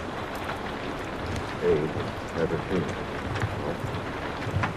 See, Abe, these places are built one on top of another, almost every village in the town in the east here. Different periods of time, huh? That's right. There may be any number of cities built above the ruins of another. All we do is dig out the top of these, recover everything we can that's historically important, and go on carefully down to the next. What do you do with the stuff that's on top? It has to be destroyed, naturally. That's too bad, ain't it? Well, we make careful records, photographs. Then you just peel off the stuff and go on to the next. That's right. This is the fourth city from the top we're working on now. See that big pile of rubble over there? Yeah. That's the remains of the other three cities. Things have changed. All those years of work and living and everything. We saved a lot of that. Say what? So, things people made, hot dogs, fragments, wall paintings, decorations, that sort of thing. What do you do with the keeping the time? Keeping? Oh, money. Various things. We read the descriptions. Decide whether the fellow is important enough to investigate further. The Egyptian government has a great deal to say about the content. Find any gold? Not here so far, but we probably will. This part where we're standing is the necropolis of this particular city. Huh? The cemetery. Oh, it's reasonable to suppose that there are other tombs under here. That's where you find the jewels and the golden stuff. Generally, yes. Say, Austin, why don't you get a steam shovel in here? You'd move this stuff a lot quicker. And probably smash some priceless inscriptions or paintings into bits. So, my boy, we do this gently. And you can read this stuff, hieroglyphics? Hieroglyphics come from two Greek words originally carving by Greek. Okay. Can you read it? Yeah, of course. We'll see it later writing by sight when we get onto the real ancient stuff. What is this thing? What? This slab here. Here was I, postman, presented with I guess it's like investment tools, a working tool of those who build. In my hand, I, Hotep, did take and took the tools of the second grade of workmen in stone. From the square and the level, huh? How'd you know? Well, sure. How do you think they built all this stone for? Hey, look at that. What's that there? The name. Hey, look at that. What's that there? The name. Golem Solomon Column. Yeah, this is the column. Right alongside the name. The middle. Oh. The heart. Which is bigger. But Keystone. These fellas didn't know how to build an ark. That's right, they didn't. Why are you so excited about it, though? Hey, What? Look at that. This? Yeah, that's a very fine example of wall painting. Look how the colors are still bright. Look how they... You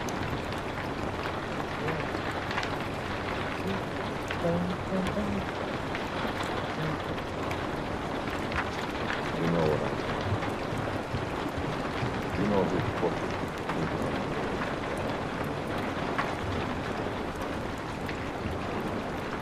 Coincidence or not, here was the face. The woman who waited for me.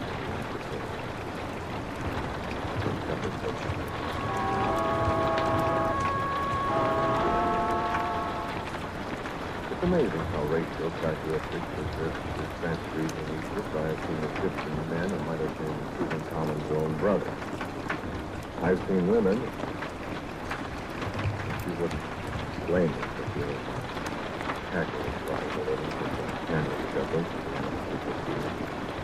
I kept smelling myrrh.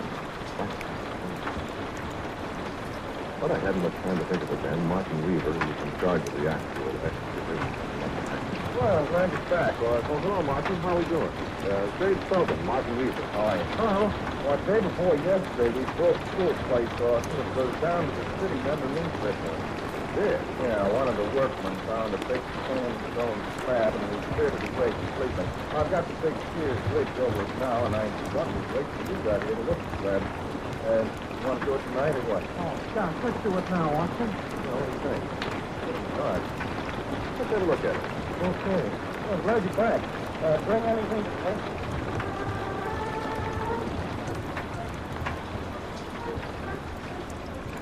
We walked half a mile. There was a little clearing at one corner of the metropolis. The beams and the shears stood stark against the darkening sky. There was something elemental, something destiny about it. It's not an archaeologist's job to do sentiment. This is an expensive job for a long as would. But the half-inch indicator potential of rock stone is anything separated. Something that happened perhaps 40 centuries. Times when a man's entitled to shiver a little when the wind is right to the best of the sunset. Dave was beside himself for the night. Let's pull it up, Austin. Go on and let's pull it up, huh? Go ahead, Martin. Okay. Glad we got the engine. I have great spots and everything done. Go ahead.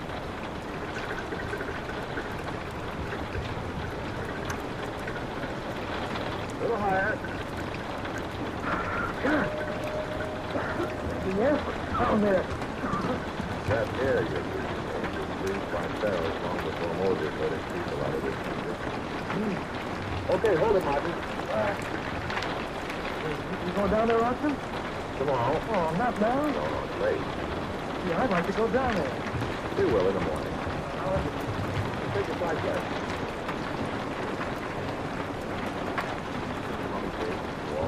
Let me see. Take a side guess. Oh, boy. Far down there, I'm going to jump down. Oh, no, wait. Don't do that. I'll be all right. Now, don't go running all over that place, backing it up, Abe.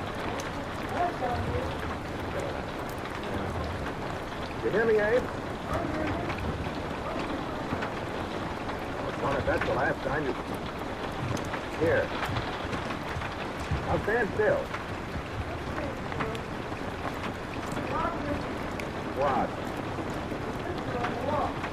What picture? Well, stand still. Martin will be back in a minute with his bike. What? Be careful, it might be a snake. Hey. Hey. Hey, what happened? Look down, Austin, look down the slab.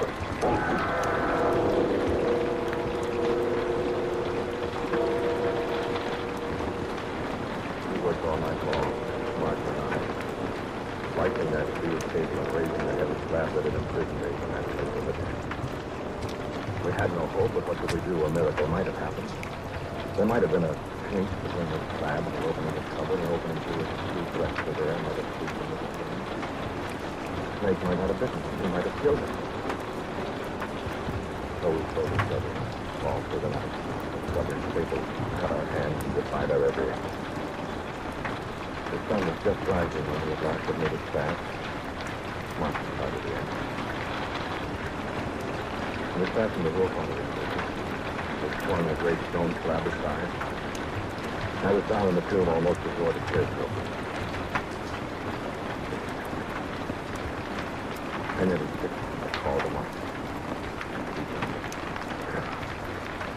Oh, my goodness. What's happened? No snake did that. I saw a pigeon once. A hawk has been at. He'd have been too late since that happened.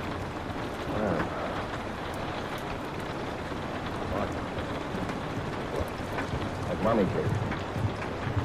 Cover off it last night when you looked at it.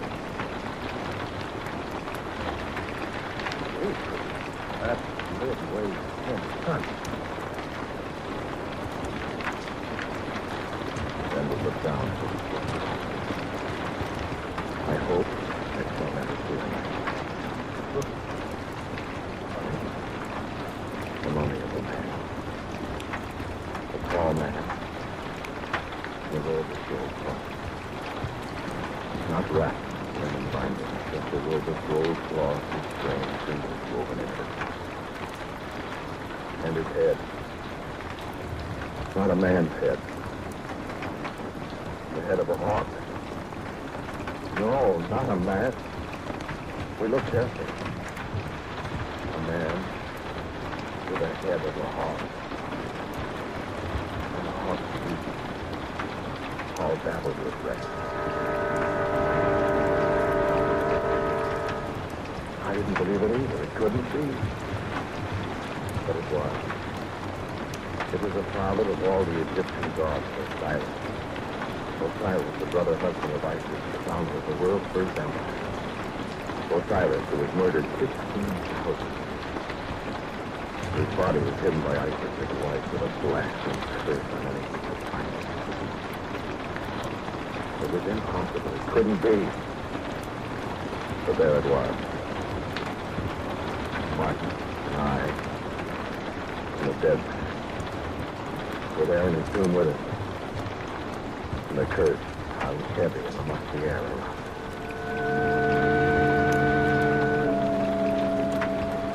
And then the first rays of the sun reflected from something above us stole down into the tomb. And I saw the pictures on the wall. I saw Osiris with his hawk head. And the robe he wore and the light on his hawk head was the thing that the mummy wore. I saw Isis, his wife, weeping over the body of her murdered. And the Jesus was working the long dead arm.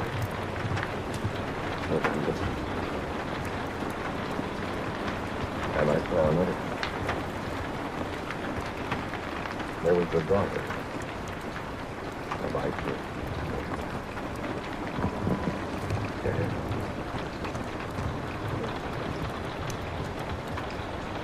Yes. Of course, I could recognize her face. I'd seen it before. In the lobby of Shepherd's Hotel.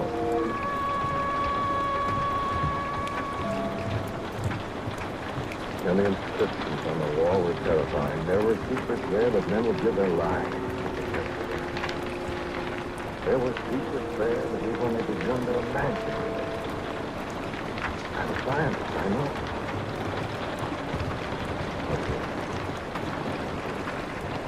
We forgot the thing in the coffin. We forgot the thing on the floor. And it grew darker and darker in the tomb. And I read on and on. I stood before the painting of the wonderful Osiris daughter. Long black hair. Red lips that smiled at me. And my heart stopped at the inscription on the book. I read it.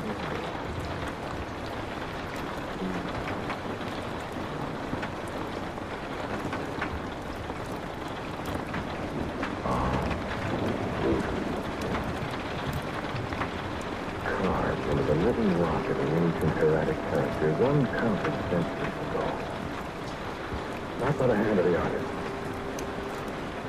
I knew who had carved my name.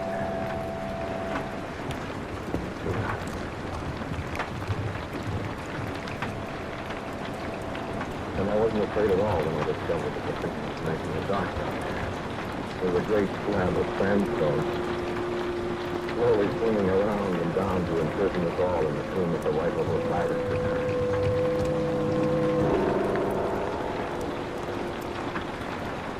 Martin Weaver was a very brave man. Martin Weaver didn't scream, cry, and had to dock it. Martin Weaver talked to his client. It will be all right, Martin. What we just go along and see this lad. Ibrahim knows how to run the engine. I hope so, Martin. I hope there'll be a time, there'll be a time to start the engine, pull the thing off. All right. I hope so, Martin. Sure. No, something's wrong. Where are you? I can sense this. I am?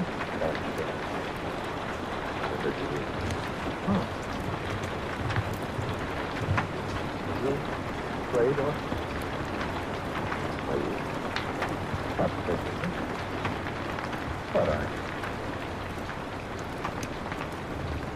Think of it. Where are you going? Oh, heaven me. I thought I felt your hand on my arm. This building is up the air. Oh, you said so. I said I didn't move. Something's moving. Couldn't. Martin?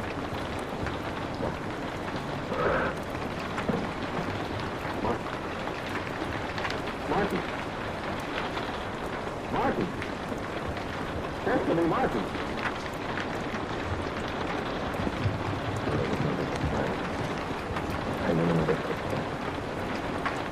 And I felt a hand on my arm, and I screamed with terror.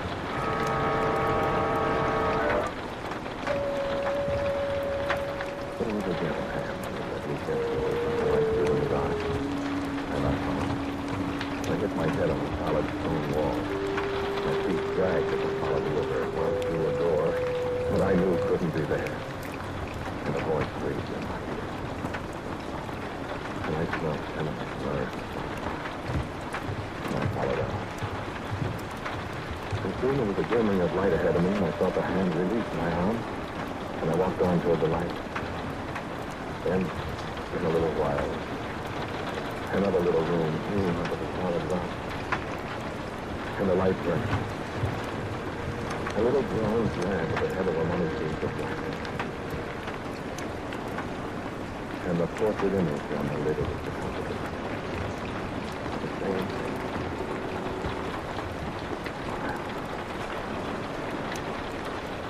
I came closer to real the inscription I knew was there. An inscription put there so many, many years ago. I have dreamed.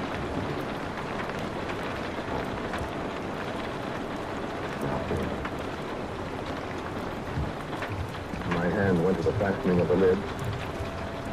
When I looked up at the wall above it, the portrait again. But with a difference. The same costume, the same jewelry, the same headdress. But the head of a hawk, the head of Osiris Fox. So I sit here in the little brown fish. No, I haven't opened the coffin. I'm afraid to.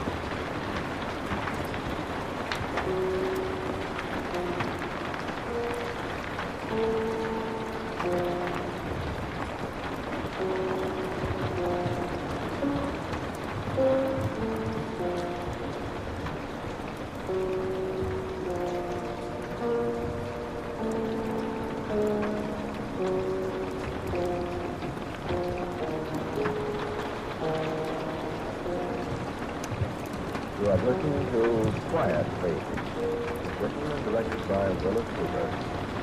And it spoke to you was Ernest Campbell. And Marie Forbes played Abe Feldman. Martin Weaver was Don Drake. As usual, the original music for Quiet Please was composed and played by Albert Berman. Now for a word about next week's Quiet Please. Here's my good friend, our writer-director, Willis Cooper. I've got a story for you next week called Put on the Dead Man's Coat. About a man who had an idea that wasn't good.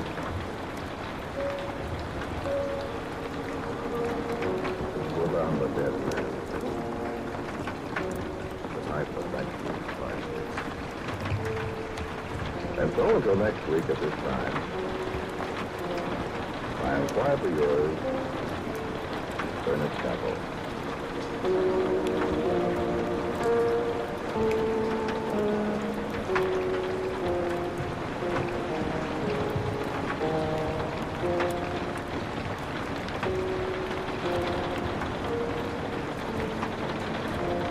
Quiet Please comes to you from New York. This is broadcasting.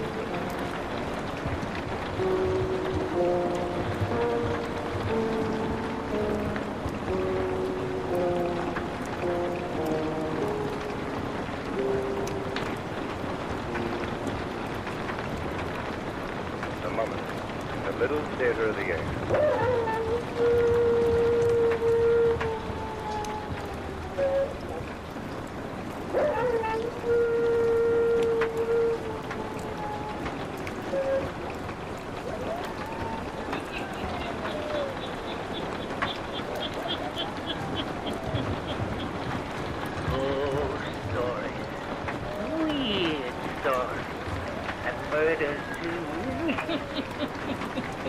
The hermit knows of them all. Turn out your light. Turn them out. You heard the story. The house of purple shadows. Then listen while the hermit tells you the story.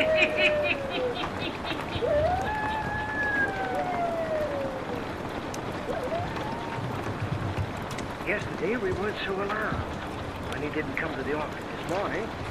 Then we concluded something must be wrong. He's here in the house. We'll find out in a minute, Ben. House in this hallway, Mr. Malone. Must be a light switch here somewhere. Oh, yeah, here it is. Oh, there, that's better. I've been sleeping here in this house for over a year. He said at the club that he wasn't there yesterday. Hadn't slept in his room there last night. In case he may be here. That's what I'm afraid of. Maybe he had a stroke or something and wasn't able to get to the phone. We'll look upstairs first. Yes, I think we better. Here's the stairway. It's queer, isn't it? Came here in the evening. Wouldn't he have left some lights on? That's what I was thinking. Lonely in this house. No wonder he shut it all up and went to live at the club after his wife died. Sir Davison has always been a peculiar man. I haven't been his attorney as long as I have without realizing that. Do you know which bedroom this is? Yes, I think this one. At least we'll try this room first. Is it locked? Just seems to stick. Must be the door as well. Let me try it, Mr. Lamont. Oh, I'm getting it now. Here it comes. Gee whiz. What's the matter, Ben?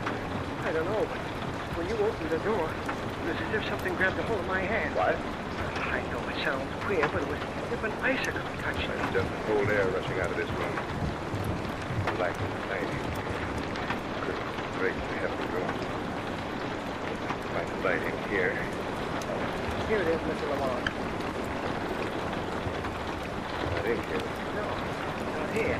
Maybe this isn't his room. He's going to stay in the house and sleep in here. Hasn't been touched for a long time, has it? Just now. Mr. Lamont, queer that this room should be so cold. No, there's nothing strange about that. A room that's all closed up gets damp and cold. I have a feeling that it's going to start snowing in here any minute. The cold air seems to freeze your very blood. Mr. Benson, I don't think your employer stayed in this house night before last. I don't think anyone's been in this house for a long time. Well, then, where is he? I don't know. you look in the other rooms up here. Turn off his light. Shall we close the door? Yes, we left him just as we come. Finds out that we've been snooping around up here. He may not like it. Very peculiar. I know, but certainly he'd want us to hunt for him if he thought we were worried. We thought he was lying up here, dead. He doesn't like people prying into his affairs. That's true. Yeah, we're looking at the upstairs library. He's not in there. Well, that means he's not here in the house. Yes. Look, What was that?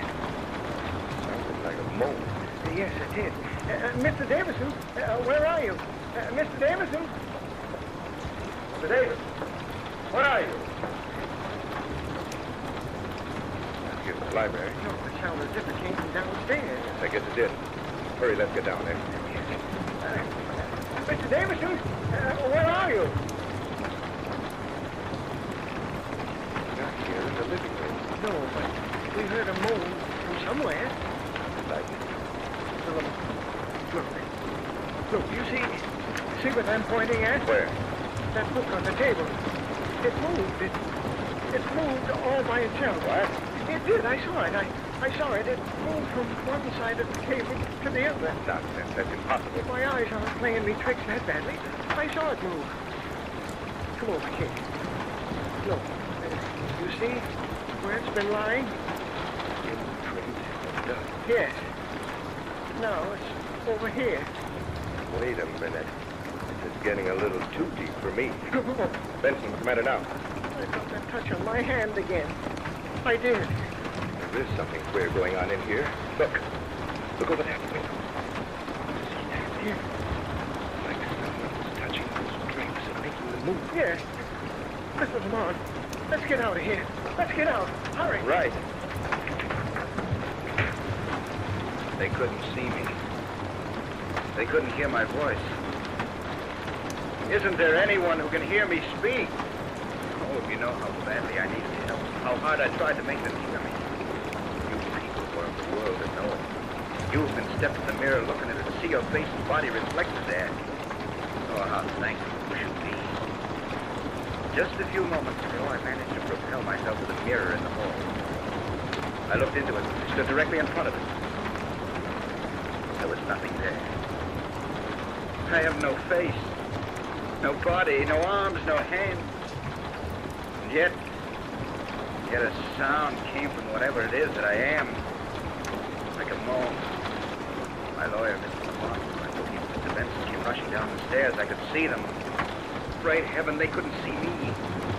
I called out, "Help me! Help me!"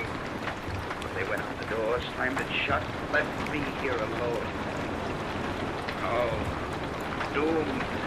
What? Isn't there anyone who can tell me what's happened to me? 2 days ago, yes, I can still remember. I left the office. About an hour before dinner, sat reading the paper. Suddenly all the letters began to jump and dance before my eyes. I distinctly heard something whispering in my ears. I threw down the paper.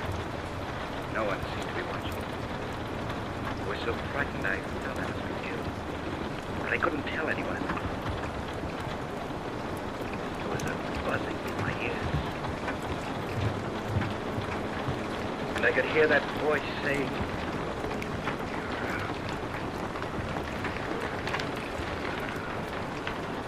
I walked out the door down the street. Some power seemed to be forcing me to go. I walked fast. I approached my house. I haven't lived in it since my wife died. I looked up at it. It seemed to be weaving back and forth. Black clouds hung over it. I walked up the steps. I reached the outside door.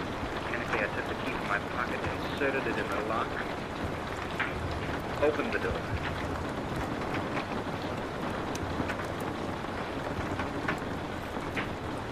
I stood inside.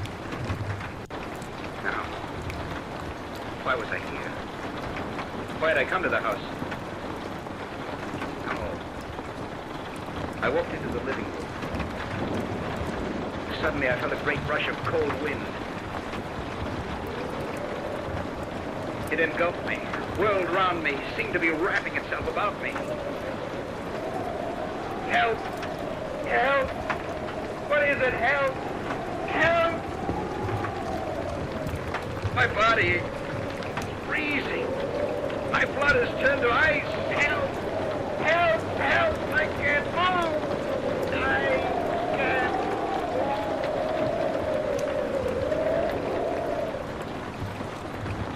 I couldn't. The room seemed to be bathed in a purple twilight.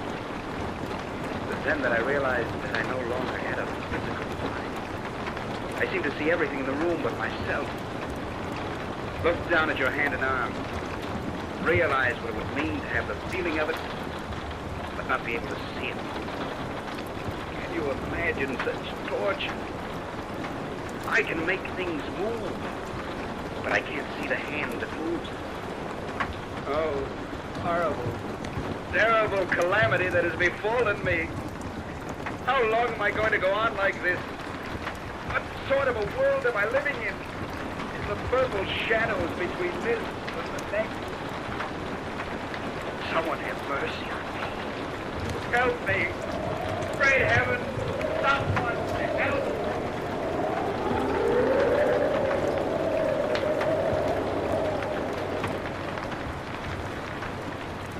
Mr. Benson. Yes, Mr. Lamont. Before we go into the next room, we talk to Mr. Davis and James. I think there are a few things that should settle between us. Yes, sir. Yesterday ended a year since the disappearance of Mr. Davis. There's no doubt about it. He's dead. He must be, sir. He was kidnapped, which I'm inclined to think happened. Kidnappers got frightened and killed him. Came to know that. Two notes received. No, because they became frightened after they killed him. But his body. But it's possible that though we dragged the river, it's still there. We've gone over that before. I didn't know what you about. It's his house. Yes. He's been through it several times since the day last year when you and I went through it. I know they have. So if you've heard anything peculiar, they failed to mention it. As far as you and I are concerned. I've never mentioned what happened to a soul. Nor I. It's been so long now, I wonder if it could have been true. I think the same thing. According to Mr. Davison's will, the house is part of his estate is deeded to his niece, Loretta Catherine. She and her husband are remains. I think it's best for Mr. Benson to never tell her what occurred to us that day. I agree.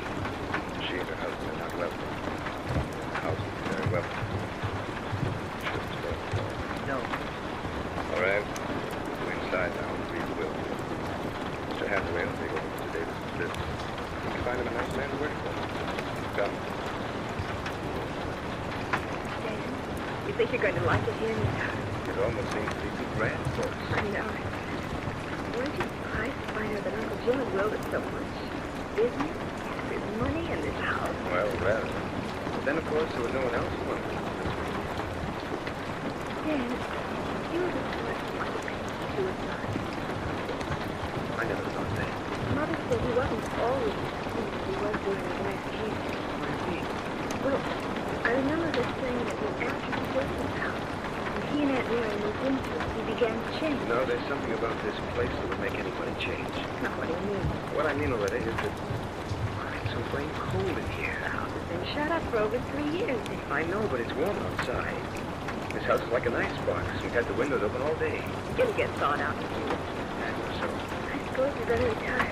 You take charge of the office tomorrow, don't you? Yes.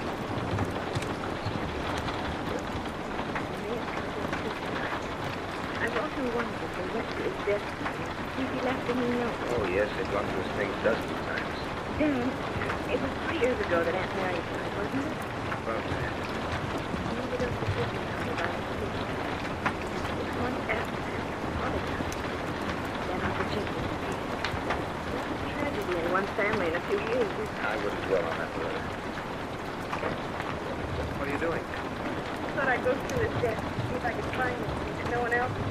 I wouldn't look through those things tonight. Let's go upstairs. I will in a minute. Dan, come here. What is it? Look at this. Look at this writing. What is it? That's what I'm asking you. Just purple marker. paper. I know, but what peculiar marks? Like they were made with fingernails, written in some foreign language. What do you suppose it is? I haven't any idea. Probably been there for ages. If it had any significance, the police would have used it. I know. Lying right there on top of all this paper. Everything's been glossy, just this. There, feel this paper. It's ice cold. Yes, it's like everything else in this house. Oh, come on. You can rummage through that desk tomorrow. I'm going upstairs. You realize it's nearly midnight? Dan! Dan! What is it? Look! Look! See that window blind? Look at it. Why, it's moving. Look! Look at it. It's moving up and down all by itself. Oh, I see where it is, Loretta. There's something the matter with the roller. You've seen it happen to window curtains before. They fly way up to the top or way down to the bottom of the window when the roller's broken. Dan, it was just as if some unseen hand moved that window curtain. That's what it was like. Some unseen hand moved that curtain.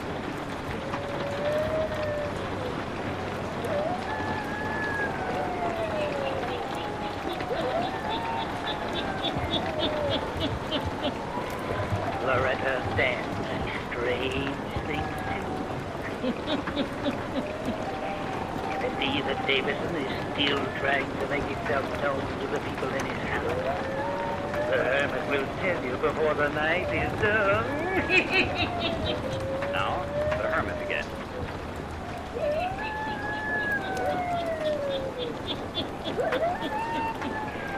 Midnight in the house.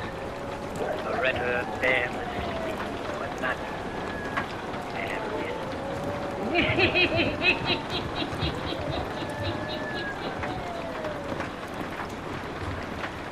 No, I am not sleeping. I never sleep. You know that I've been wandering in this my house for over years, living in hideous torture. Oh, I've tried to make someone understand, but it's useless. They only grow frightened as Loretta did earlier this evening. But she didn't get frightened enough, no. I'll tell you why. What I've discovered in these long, endless hours that I've spent here. There's something strange about this place. Something horrible. You hear the wind? Beginning again. About midnight every night it springs up. There's a queer purple glow over everything. The cold sears me all through again, penetrating to my very marrow. I know. I have no form that you can see, or I can see. But I can feel pain just the same. Such pain as you never dreamed of in your normal world. Loretta and Dan will suffer the same transformation as I have if they don't get out of this house. I've been convinced for a long time now that it must have been true that my wife Mary realized there was something wrong in this house. That was why she took the sleeping powder that night. She took her own life for fear. But why didn't she warn me? So that I could die. For as it is now, I may go on suffering like this for ages and centuries. There may be thousands of houses all over the world that are under a spell like this one is. There must be other people living in this strange world like I am. Here it comes again. This wind that lives in this world of purple shadows. I've got to warn Loretta and Dan. I've got to get them out of the house. I must propel myself up the stairs and open the door to their room. I'm climbing the stairs now. I can see in the night. See everything but myself.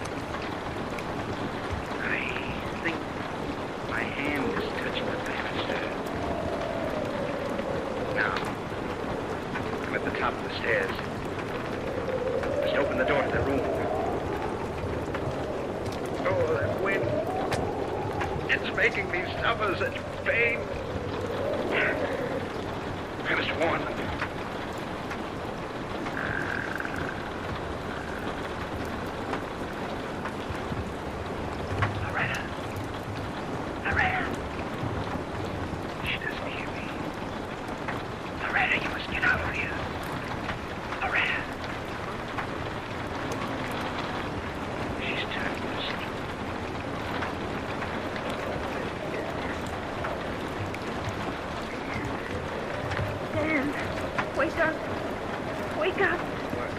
Dad. Wake up. Look. There's a strange light in this room. And where's the wind coming from? Loretta, get out. Get out of this house. It's going to be too late. There is a strange light in here. Turn up the night lamp. It doesn't seem to make any difference. The light is getting stronger and stronger. And the wind is freezing my blood. Loretta, I feel it too. Let's get out of this room. Help! I can't move. I can't move. Loretta, I can't move either. I'm powerless. Help! Someone help us! Help! I can feel my whole body changing. Loretta, what's happening to us? Dad! Help me!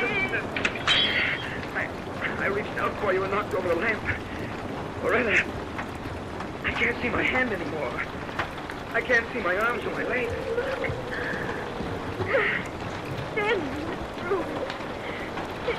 It's Uncle Jim. Jim Davis. Yes. You see me now.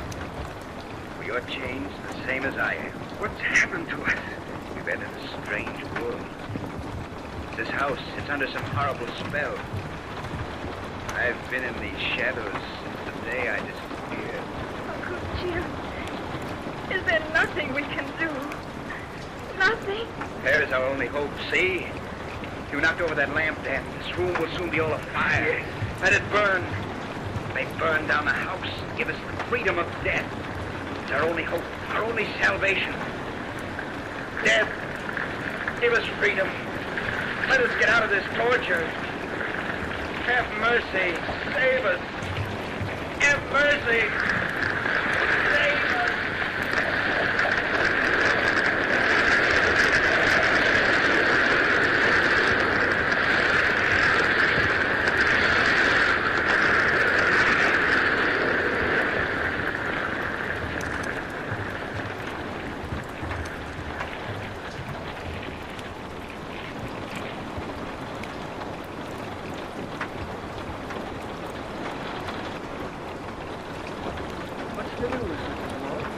Did they find the bodies? They've gone through the charred wreck of that house for hours. There's no trace of the body there. You think they got out before the house burned? Then where are they? Benson? I don't think they got out. But they didn't find their bodies, Mr. Lamont. They didn't find them. But no one will ever hear of them again. What do you mean? It's difficult to explain to anyone but you. Because you and I know there was something strange about that place. Yes. I was with the firemen when we went through the wreckage of their bedroom. There was nothing there. But Benson, as we were going through it, smoke, of course, was smoldering there, but a huge purple flame sprung up and seemed to lose itself in the atmosphere. It startled me. I stepped back. The firemen thought I'd found something. Of course, I couldn't explain to them. I don't know that I can explain to you.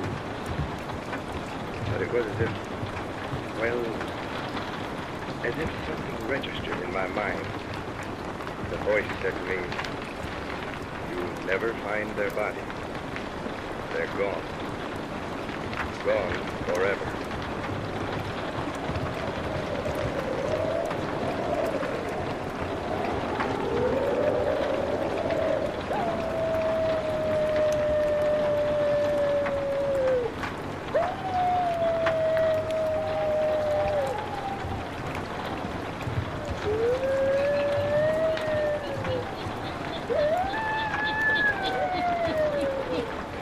The house burns down.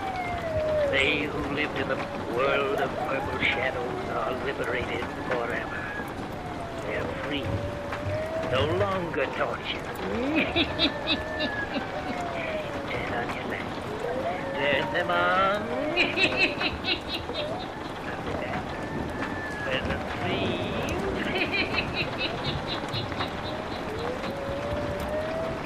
All characters, places, and occurrences mentioned in the Hermit's Cave are fictitious, and similarity to persons, places, or occurrences is purely accidental.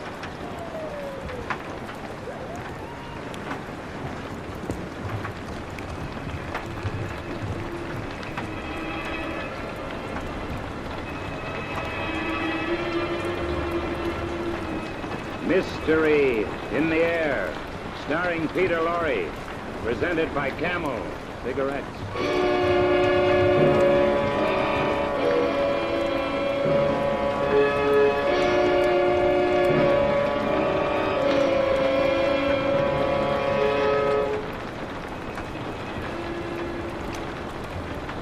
All right, men.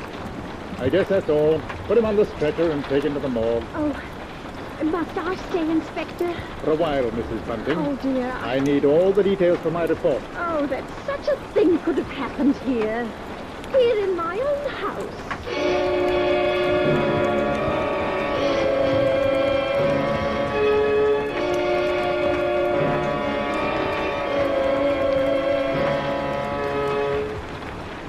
Each week at this hour, Peter Lorre brings us the excitement of the great stories of the strange and unusual, of dark and compelling masterpieces culled from the four corners of world literature. Tonight, The Lodger by Mrs. Belloc Lowndes. Peter Lorre is the lodger, and Ellen Bunting is played by Miss Agnes Moorehead. Mystery in the Air, brought to you by Camel Cigarettes.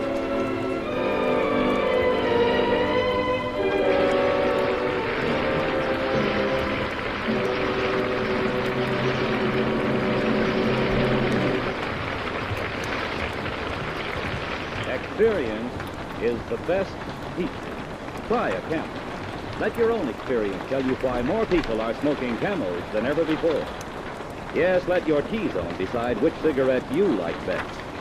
Your T-zone, that's T for taste and T for throat, is your true proving ground for any cigarette.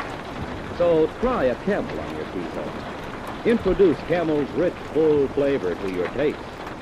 Acquaint your throat with Camel's cool mildness.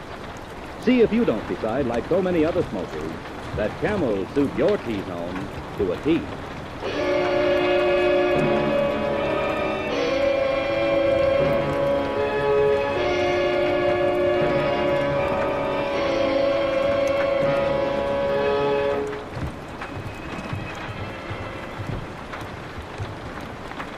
Mrs. Bunting, you said you were looking for a lodger? Yes, Inspector, we had to. But I never dreamed such a thing could happen here, to us. Why, it was only last Tuesday night my husband and I were sitting before our fire reading the newspaper about the latest murder. It was the theft by the Avenger. Yes, I remember saying distinctly. Robert, this Avenger person, you know, he could be the fellow standing next to you, or maybe the man you bump into. It's a terrible thought. Yes, but it appears to me that the Avenger's too quick for the police. And look here.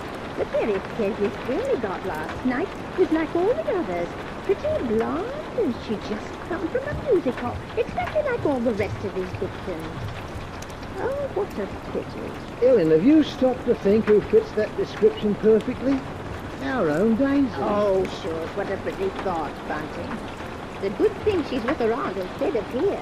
London isn't a safe place for any girl now. Just the same, I can't help thinking how fine it would be to have her here with us. Well, there's no sense even talking about it. We just can't afford it. I know that, Ellen, but I hope we could manage it some way. How? Haven't I spent myself half crazy trying to keep us going? I know, Ellen. Well, don't you go worrying about it. I think we can...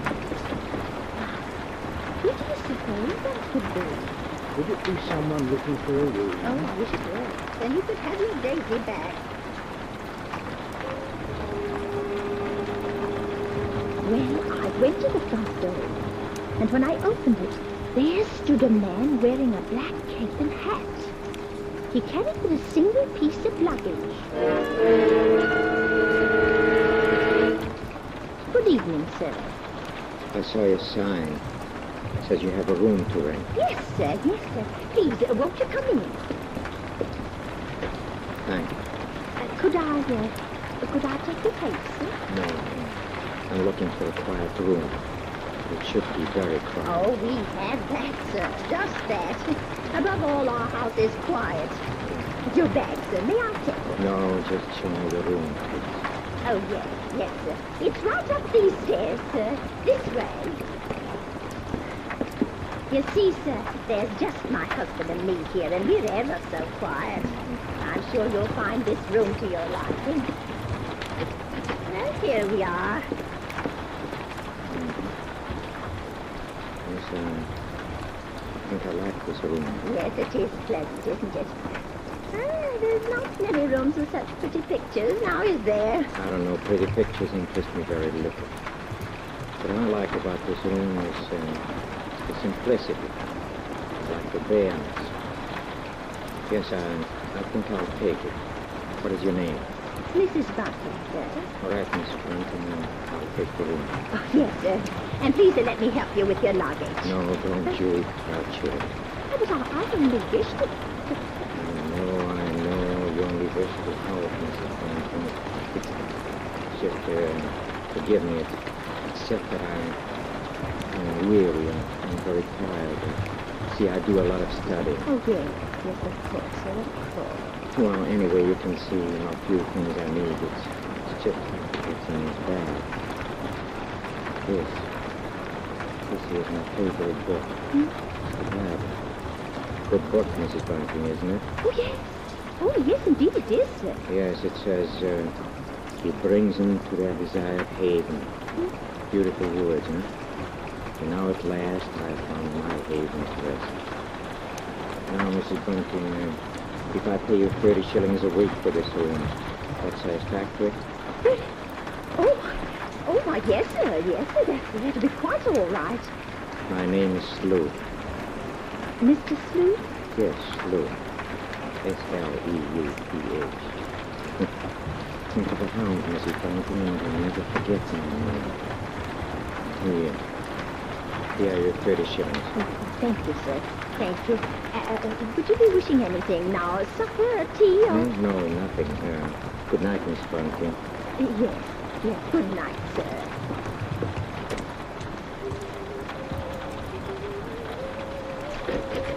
Please stop that. You hear? Oh, sir, what did I do? You were humming. That's music. Oh, but I... Music is an instrument of sin. Oh, you did, sir. And you did tell me, Mrs. Bunting, that your house would be absolutely quiet. Oh, but it is, sir. I didn't mean any harm, believe me, sir. I believe you. I'm sorry I spoke sharply. I know you're trying to be considerate and kind. Oh, thank you, sir. By the way, Mrs. Bunting, I think I would like some bread and some tea. Oh, certainly, sir. I'll have it in an instant.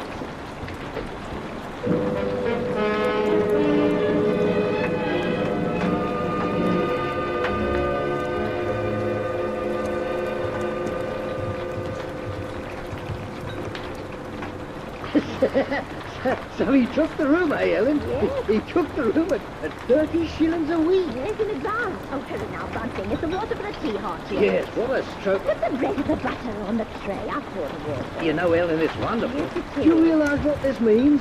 We can have Daisy back with Yes, us I now. know. Hurry, look at the Why, we can have her back with us now, tomorrow. There's the water and the tea and nothing. Yes, it's all ready. Open the door, Bunting. I'll take it up to him right away. There you go, old girl. First thing in the morning, I'm going to fetch Daisy and bring her home. Oh, it's a wonderful night, Ellen. Wonderful.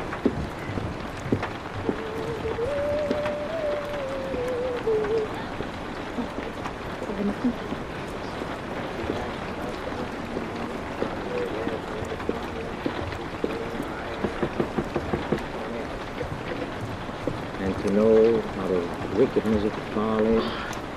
Oh, why, Mr. Sleuth, you... Yes? What is it?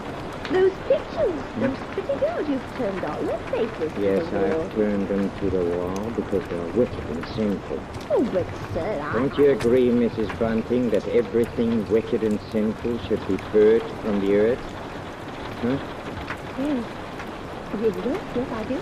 I'm happy to hear that, Mrs. Bunting. Now, if you'll excuse me, I have to leave. Oh, but sir, here's your tray. Good night, Mrs. Bunting.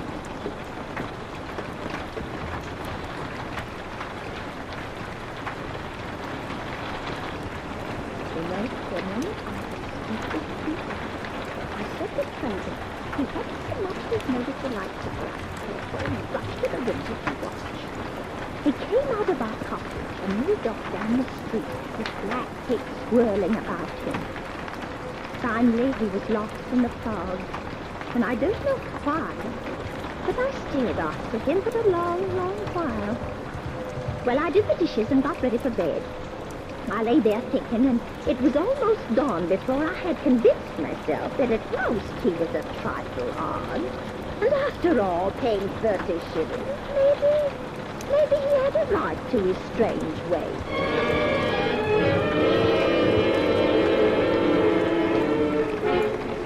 It was daylight when I was suddenly awakened by the newsboys shouting in the street. Horrible murder! Read over! Murder in King's Cross last night! Avengers strikes again!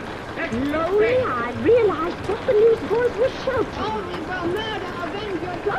Sit down! Oh, no! Avengers is awake again! Another girl falls victim to a knife! Avengers strikes again!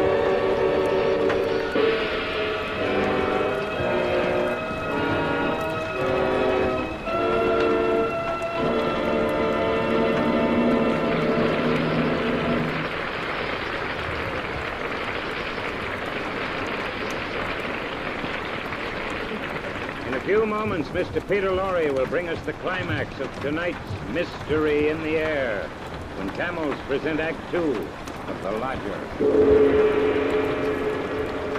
Any sports champion can tell you how true it is that experience is the best teacher. Don Whitfield, for one, he's the world's outboard speed champion, you know.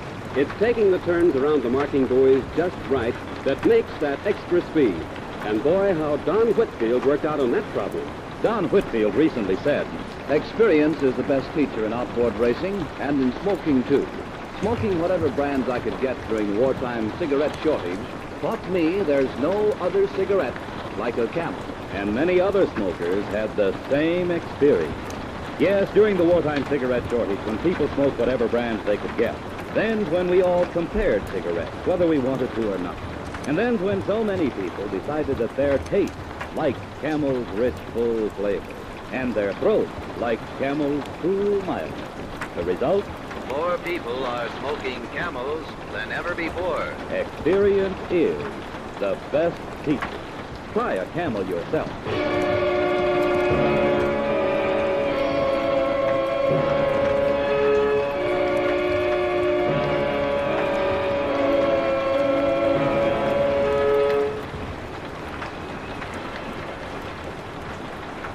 The inspector takes notes of the terrifying event. Ellen Bunting continues the story. And now, Mrs. Bunting, what did you do the morning you learned the Avenger had murdered his sixth victim? Well, I was a little frightened to meet our lodger, yet I kept my thoughts to myself. After all, you know, there still wasn't much to go on. Robert had gone to make Daisy, so Mr. Sleuth ate breakfast alone. I watched him through the crack in the door. Finally, I went in with more tea. Tea? No. No, thank you. Thank you, Mrs. Bunting. I don't care for any more tea times. No. You're very kind. But I have to go on with my work now, if you'll excuse me.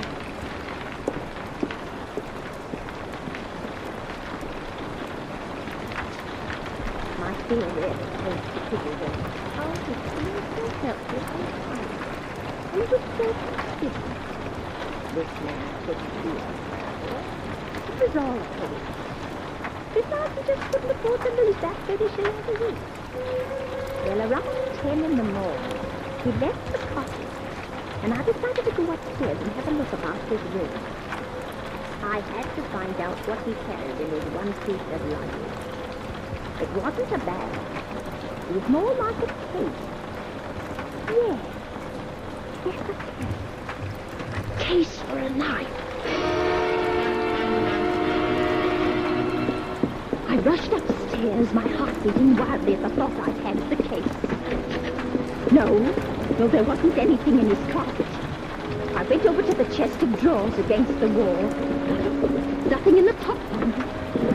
In the next one, there was just some socks and some underclothes. The next one was empty. There was only one other place for the small, narrow case. The bottom drawer. And it was locked. I pulled and pulled at it. And then suddenly I heard the front door open downstairs. In a panic, I rushed out of the room. and down the hall. Oh, you're upstairs, Ellen. Look, Ellen, Daisy's here. Oh, thank heaven. Oh, Mother, it's so good to see you. It's so good to be home. Whatever's the matter? Yes, you're quite right, Ellen. Oh, I'm all right. I'm all right. It's just that I wasn't expecting you so soon. But it's good to be back. The country's all right, but there's nothing like London now, is there? Oh, no. No, there isn't. Well, as long as that Avenger's about, you're going to have something to do to keep this young lady indoors, London or no London. Oh, don't you worry. Mother will see to that. Oh, well, Daisy, I might as well get you settled. You see, Father? What did I tell you? You'll have a dust cloth in my hand before I have my coat on. Mr. Sleuth. Why is my door open? We were just leaving, sir. Have you been in my room? Not at all. Not at all, sir. From now on, Mrs. Bunting, I shall keep my room locked. But you see, sir, I was just tidying up a bit, and Mr. Bunting, he brought our daughter home. She just arrived. This is Daisy. Pleased to meet you, sir. She's been away for quite a while. That's why we're a bit excited, you might say. Yes. You were probably surprised to hear us laughing and carrying on. Yes, I must say I was, but then there are different kinds of joy out there, not Daisy. Yes, I'm sure there are. Yes. There is the despicable evil joy, the abandonment, and then there is the divine happiness of the blessed. It's a great difference. You understand that, Daisy, don't you? Yes, sir. Yes, Mr. Scott. Yes, dear. There are so few young women nowadays who do. Mr. Sleuth, you mean a girl's not to enjoy life at all? Not to have any fun? Enjoyment and fun, my child, are the devil's breeding grounds. All his implements are there. Pleasure and impropriety, the temptation of music, dancing. Oh, that's crazy. Why, there's nothing I like better than dancing. And I'm not... You like to Daisy, you dance? didn't know what she was saying, Mr. Sleuth. She's just a child. Daisy, you know you've never been one for dancing. You never learned how. But I did learn, Mother. While I was away. What's so wrong about it? What's the harm in dancing? It says she lies in wait after the prey and increases the transgressors among men. I don't know what you mean. I've never heard such nonsense. Nonsense? You call it scripture nonsense? Daisy, go into the front room. It's all right, Mrs. Bunting. I'm used to that. Good day.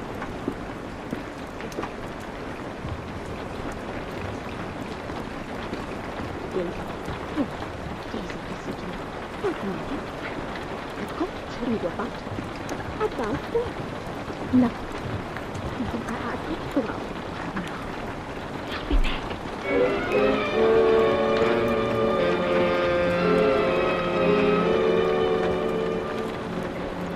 For a moment, I was about to tell her my awful suspicions, but I stopped. They were only suspicions. At the same time, I had a thought. I'd go to the coroner's inquest they were having for the Avenger's latest victim. I was hoping to hear something said that would clear my suspicions of the lodger. At least I'd give him this last chance.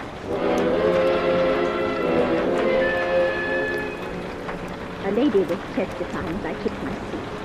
She'd seen the Avenger from her window, she said. And her description of him didn't tally with Mr. Sleuth at all. Oh, I can't tell you how relieved I was. Till it was pointed out she couldn't possibly have seen anyone that night from her window because of the fog.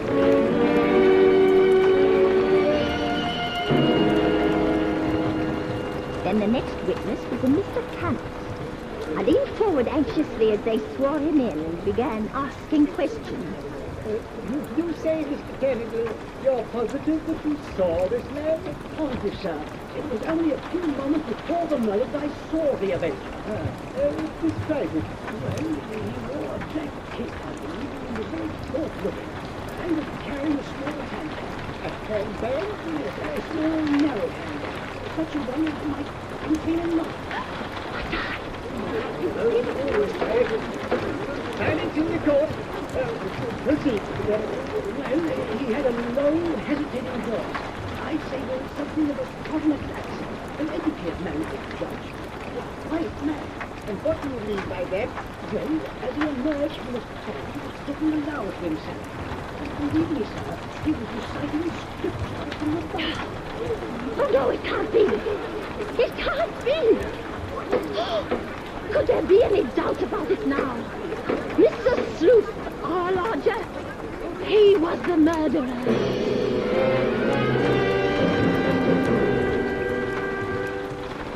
I got out of the courtroom as quickly as I could.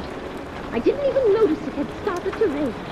I hardly remember going home, running and walking somehow, while the nightmare of fear and terror grew bigger and bigger inside me. It was 3 streets from our cottage that I saw my husband, Robert. One thought hit me clearly. I realized Daisy must be home alone with the Avenger. Bunting! Bunting! Bunting, where's Daisy? Where is she? Where's Daisy? Oh, she's at home. Listen, Bunting, listen. Sleuth is the Avenger. What are you saying? Oh, Lodger, he's the Avenger. Daisy's alone with him right now. Hurry!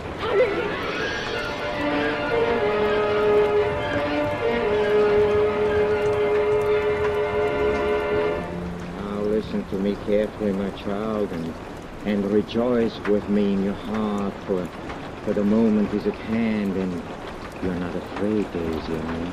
No, I'm not afraid. You're very beautiful, and you should live in the ways of righteousness. You hear me, Daisy? You want to live in the ways of righteousness, don't you? Yes, I do. I know you do. I know. And that is why I've been sent to purge your soul so that you will be elevated beyond all sin and evil. You like to dance, Daisy, don't you? Already 6 have gone on before you, and they are beyond all sin and evil. You're the 7th to be elevated, my child, and my work is almost done. For the 7th, I've promised at this appointed hour. Be strong, Daisy. And don't listen to the temptations of the crowd when they call out your name, because I am here to save you from all evil and wickedness that consumes you like a wildfire of scarlet and crimson. You like to dance, don't you? Look at me, my child, look at me, and don't fear me, and do not tremble. Woe to them that call evil good and good evil, and put darkness for light and light for darkness. And therefore I must bring you down like the lamb to slaughter. And now I lift my hand with a flaming sword, for now comes the vengeance and the time to rejoice. Daddy, you killer, Daisy, come here. Drop that knife, you please. Drop that knife. You're safe. You're safe. Oh, Take that knife, you. Take away your hand. Let go of me. Get away. Don't you know that such that are for death to death, and such that are for the sword to the sword, and no one dare to have pity on them. It's knife! It's knife!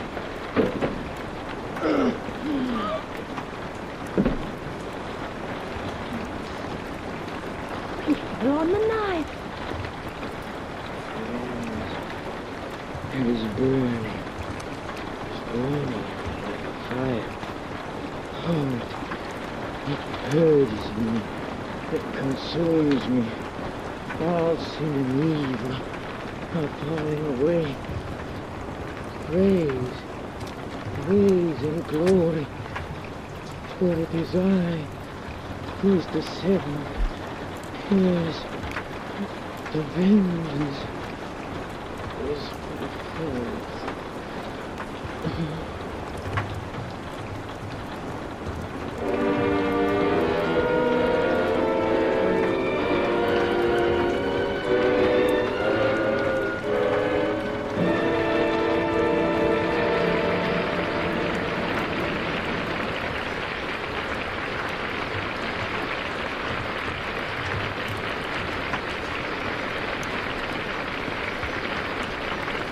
week, the makers of Camel cigarettes send free Camels to service men's hospitals from coast to coast. This week, the Camels go to Veterans Hospital, Jefferson Barracks, Missouri, U.S. Army Letterman General Hospital, San Francisco, California, U.S. Naval Hospital, Charleston, South Carolina, U.S. Marine Hospital, Ellis Island, New York, Veterans Hospital, Fort Meade, South Dakota. Yes, everywhere more folks are smoking Camels. Many of those Camel smokers are doctors. You know, 3 leading independent research organizations asked 113,597 doctors, what cigarette do you smoke, doctor? The brand named most was Camel. According to a nationwide survey, more doctors smoke Camels than any other cigarette.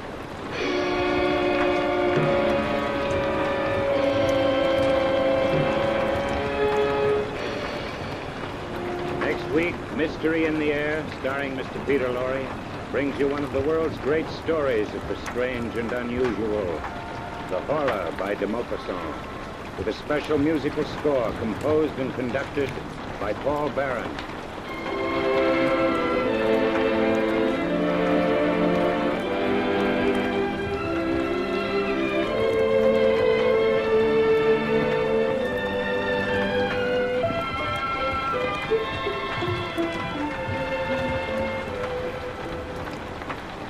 Hey there, Mr. Pipe Smoker. Do you know that more pipes smoke Prince Albert than any other tobacco? Well, it's true. So why don't you give PA a try? Prince Albert is specially made for smoking pleasure. It's choice tobacco, specially treated to ensure against tongue bite. Trim cut to burn slow, smoke cool. See if the extra rich, full flavor of Prince Albert doesn't give you added interest in your pipe. Be sure to listen to Prince Albert's Grand Ole Opry Saturday night for a half hour of folk music and laughter with Red Foley, Minnie Pearl, Rod Brassfield, and the rest of the Opry gang. And as Red's special guest this week, you'll hear Salty Holmes. Remember, Prince Albert's Grand Ole Opry, Saturday night, over NBC.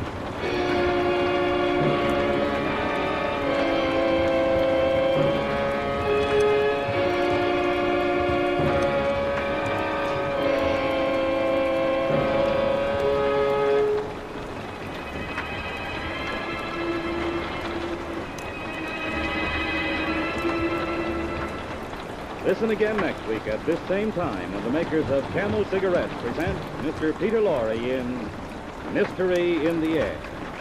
Next week's play will be The Horror by de Maupassant. The artists supporting Mr. Lorre tonight were Agnes Moorehead as Ellen, Henry Morgan as the voice of Mystery, Barbara Eiler as Daisy, Eric Snowden as Bunting, Raymond Lawrence as the Inspector, Rolf Sedan as the Witness, and Conrad Binion as the newsboy.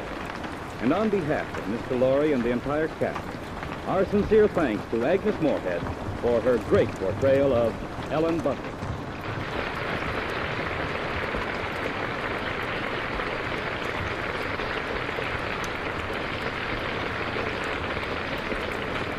This is Michael Roy in Hollywood wishing you all a pleasant good night for Camel.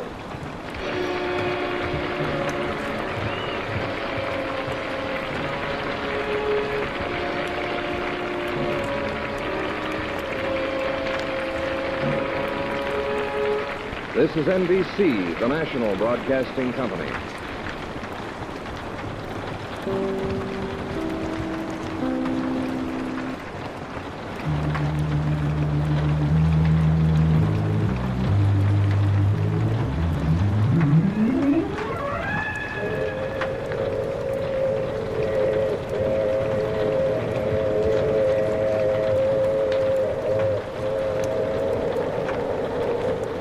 The Mutual Broadcasting System presents The Mysterious Traveler, written, produced, and directed by Robert A. Arthur and David Cogan, and starring tonight 2 of radio's outstanding personalities, Frank Reddick and Jan Miner, in an original play titled Death as a Cold Dress.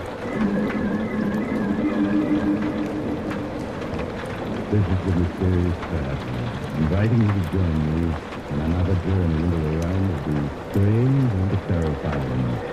I hope you will enjoy the trip, as will thrill you a little and chill you a little, as we discover that death has a cold breath.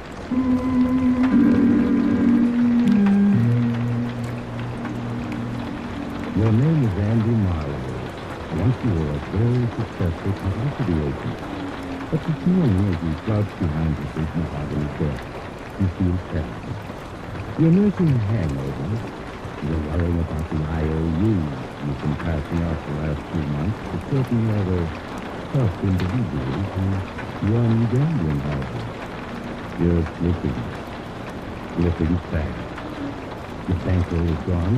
Your girl Julie, who's just as hard and beautiful as the diamonds she loves to wear, is looking for greener pastures. And you're on the field. Unless you come up with a smart idea. You stare at your pencil pad with bleary eyes. The first name on it is Harold Farrington. Harold Farrington, the matinee actor of 20 years back. Now the has-been hand.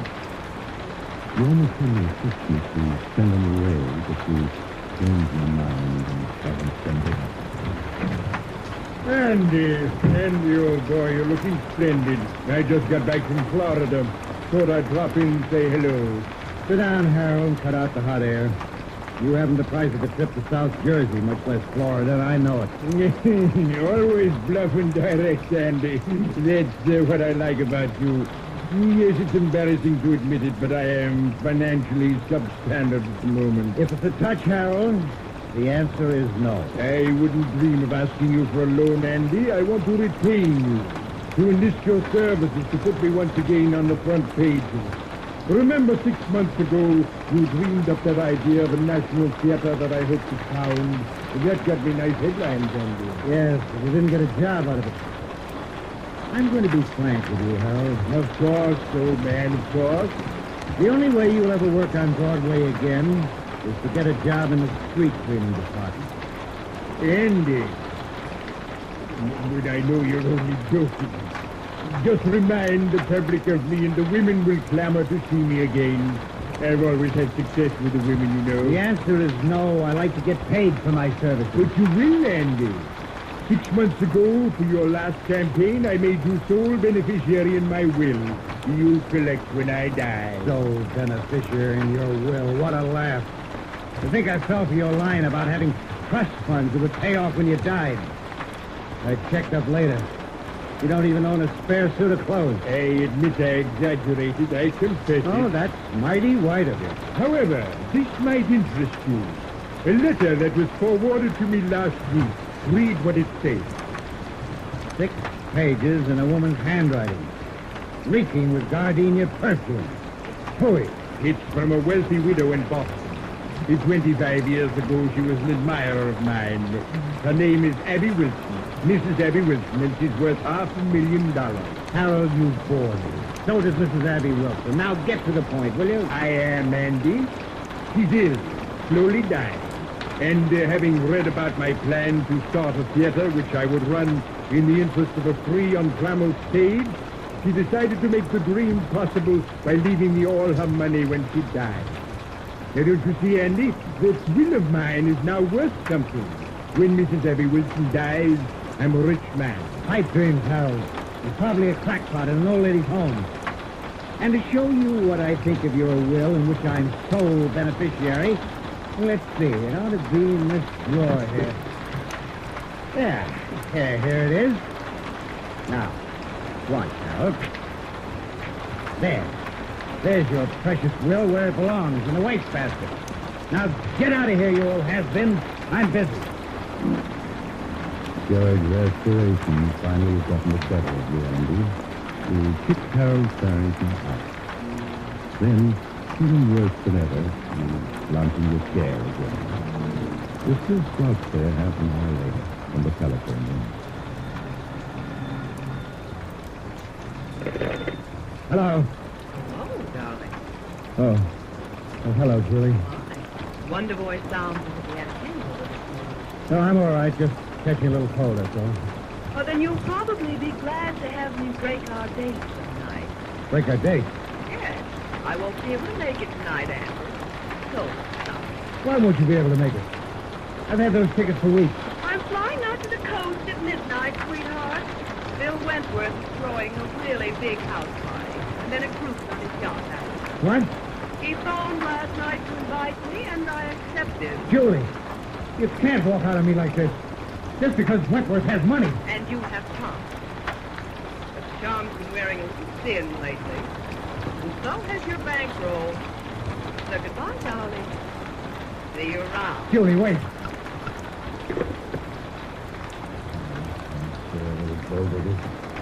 I'll get another bankroll somehow. And she'll come running back. I know Julie. For a moment, Andy, these daydreams are being used again.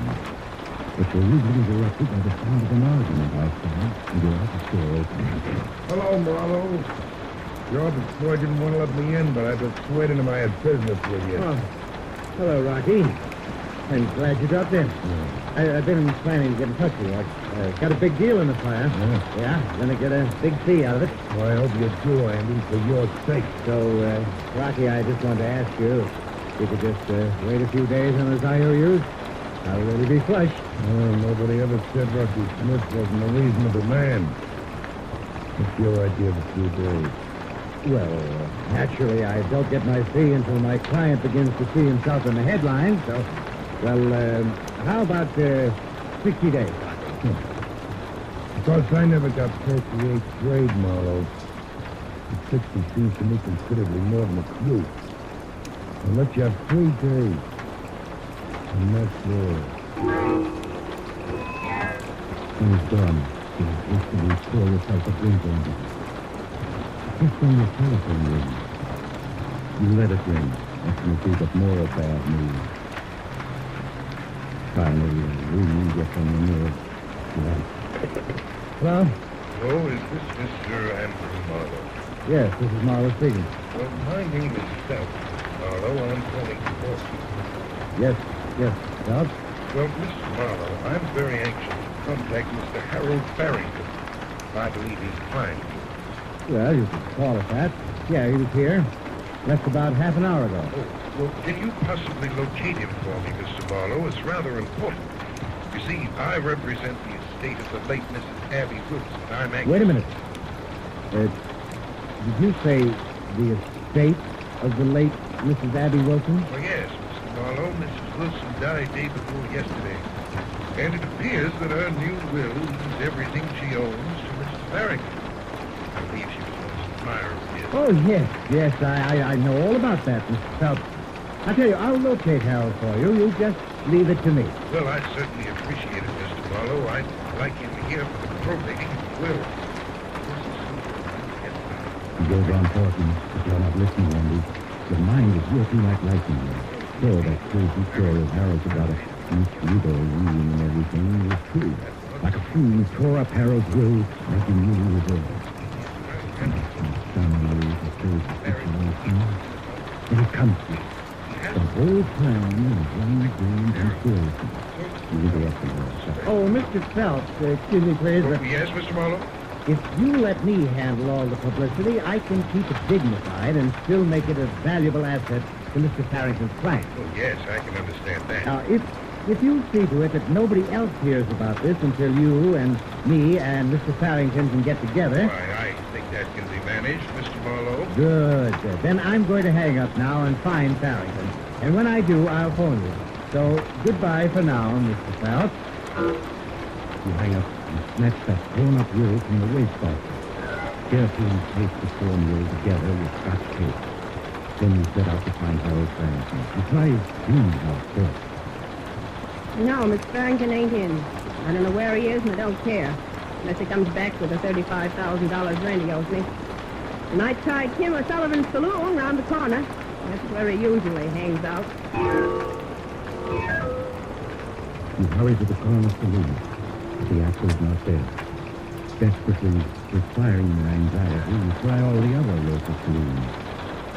At last you find the corner table in the cheapest bar of them all. You can see he's on a fire. Merely, this is my good old friend Andy. Have a drink. It's not good liquor, but it's cheap. That's his great recommendation. Yes, I'm sorry, Harold. I can't drink now. I've hunted you up to apologize. I was only joking this morning. I am going to put on a campaign for you. I'm going to get your name in all the papers. Well, that's mighty fine, Andy. Calls for a celebration. Waiter, 2 more. You sit down, Andy. You throw in your enforcement. You bring out the damaged wood and get Harold's relation, Thorn Sexton. Then you tell him about your publicity scheme person. He's to disappear, you explain, after threatening to kill himself. Threatened to kill myself, man. To die, to sleep, perchance to dream. Aye, there's the rub. For in that sleep of death, what dreams may come when we have shuffled off this mortal coil, must give us pause. Shakespeare, Andy.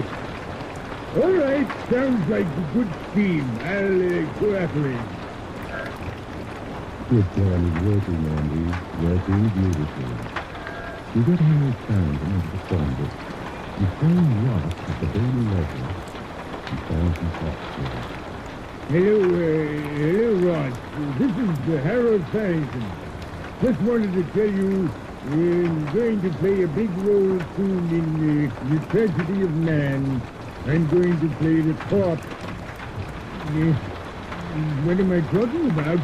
I'm just trying to tell you, old boy, the time has come to ring down the curtain. Going to end the little drama of Harold Farrington. Hello. Andy, how do you like that? He said I was drunk, and he hung up. Yes, your scheme is working beautifully. You have Harold Farrington phone all the critics and tell them he's going to kill himself. But then Farrington collapses. Desperately, you realize you have to have help. He telephones you. He's persuaded to bring your car and meet you. You're sure to whistle. Tell her about Mrs. Abby Wilson. Surely, Joey, you understand. If this will is legal, I'll come at $500,000 to him. I understand that, darling. But just how are you going to collect? I mean, suppose dear Harold decides to stay alive, and then changes his will. He won't. I mean, how long can he live drinking as he does? He's on his last legs. You mean you'll keep him supplied with free liquor until he obligingly drinks himself to death, Andy dear? Yes, something like that. I haven't time to tell you the details now, but somebody has to get Harold to my cabin up in the woods and keep him hidden there. That's your job, dear.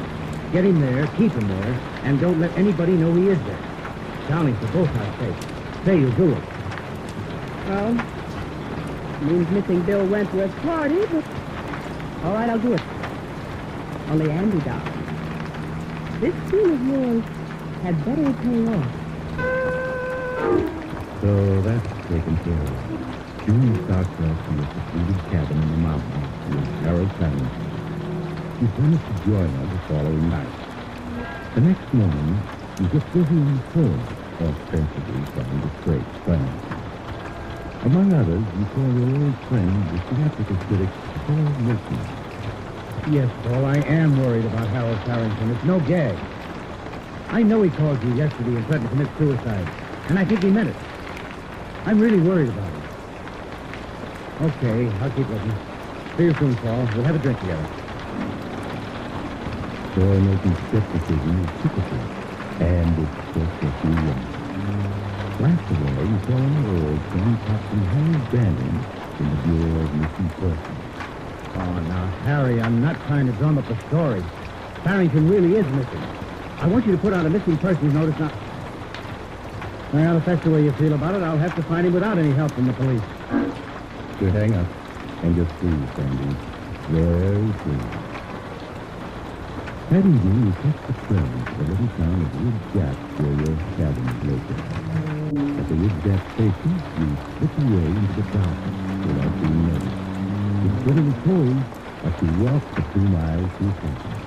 There you find Julie and Harold Farrington having a drink in the living room. After the necessary duties, you waste no time on getting down the road. Well, kid, we're rolling. The editors are beginning to believe in your suicide, Harold. Andy, I'm not so sure that the suicide is a good publicity angle. The more I think about it... Of course it's a good angle. Isn't it, Julie? Of course it is. Why to get the critics to writing long, appreciative articles about you? The Times is only producers all know.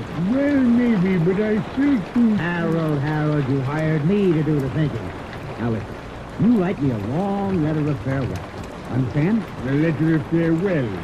Well, I could do that with the quotations from my great plays, Macbeth, Hamlet. Oh, that's it, Harold? Yes. I'll take the letter back to New York with me. I'll call all the critics. I'll get a couple of them to rush up here with me. Now, just before we get here, you take one sleeping tablet. Then pretend to be unable to wake until we've worked over you for at least half an hour. You got it? Yes, of course, I could do that. Look absolutely on the level. Tomorrow evening, your name will be headlines from coast to coast. Well, if you're sure, Andy. I'm positive. Now, sit down at my desk and start writing that suicide note. And be sure to apologize to me for using my cabin. You understand, Harold? Louise L. sounds busy writing the suicide letter. He takes Julie into the next room to tell her the rest of the plan. And as soon as he finishes that letter, Harold's going to die. You understand that, don't you? Gosh. Andy, you didn't say anything about that when you sent me up here with him. I'm not going to have anything to do with Nurse. Harold will drink himself to death in another 6 months. What difference does it make if he goes now? He's $500,000 short New Year's. Perfectly safe. And now half New York knows Harold was threatening to kill himself. You go on talking, Harold, persuading you're him. rich. And when you want to be, you can be very, very persuasive. At last, Julie gives in to your feet. All right, Andy, I'll do it. But let's get it over with quickly. You go back into the living room. Harold has finished writing his farewell to you in the world, and reading it aloud with great self-appreciation. Out, brief candle, light but a walking shadow, a poor player that thrusts and frets his hour upon the stage, and then is heard no more. Oh, there you are, Andy. Listen, I think this is rather good. He begins at the beginning and reads the whole letter to you. It's what you want, exactly. As he reads, he gives you a sight fixing in a drink, and into the drink, you pour the contents of a small box. Harold Harrison finishes his letter and waits the yellow flow. Splendid, Harold. Simply terrific. Really made me cry. Just listen to it. I think without undue modesty one could say it's good theater. Oh, is that a drink for me, Andy? Yeah, it isn't for anybody else, Harold. Thank you. I've earned this drink. Well, bottoms up. He drinks, and in 5 minutes, it's all over. For one last instant, he stares at you, sees you, then his eyes close, and he falls forward on the desk. Yeah. Perfect. Couldn't work out better. Now what, Andy? Back to New York and sometime in tomorrow or the next day? No. It's all going to be settled tonight. Tonight? Yes. There's a very special reason why. I owe some money. But tomorrow I've got to be able to prove I can pay it from the inheritance. Now, we're going to drive to Ridgecroft, have dinner, and pretend we're on our way up here from New York. Then we arrive here, find Harold dead, and phone the sheriff. That's all there is to it. Andy, now wait a minute. What is it? What time is Harold supposed to die? Well, sometime last night when I was in New York. Impossible. Then his body will still be warm when the sheriff gets there. The sheriff will know that Harold must have died before him. No. That's right. I got that. I can't wait for them. Just can't. I got it. What? Hold out. Only about 15 above zero. They put Harold out on the terrace, chair and all, for half an hour. And then he'd be cold, plenty cold. As soon as he died hours ago. Quickly, you and Julie lift the chair in which Harold finds him fixed. You carry it out on the terrace in the bitterly cold room. There you leave Harold to cool a bit. Back in the house, you set everything straight, remove all evidence of Julie's having dinner. You wait half an hour, 45 minutes. Then you carry Harold back in, chair and all, and hold him properly in front of the desk so he touches suicide like this. The 15 minutes perfect.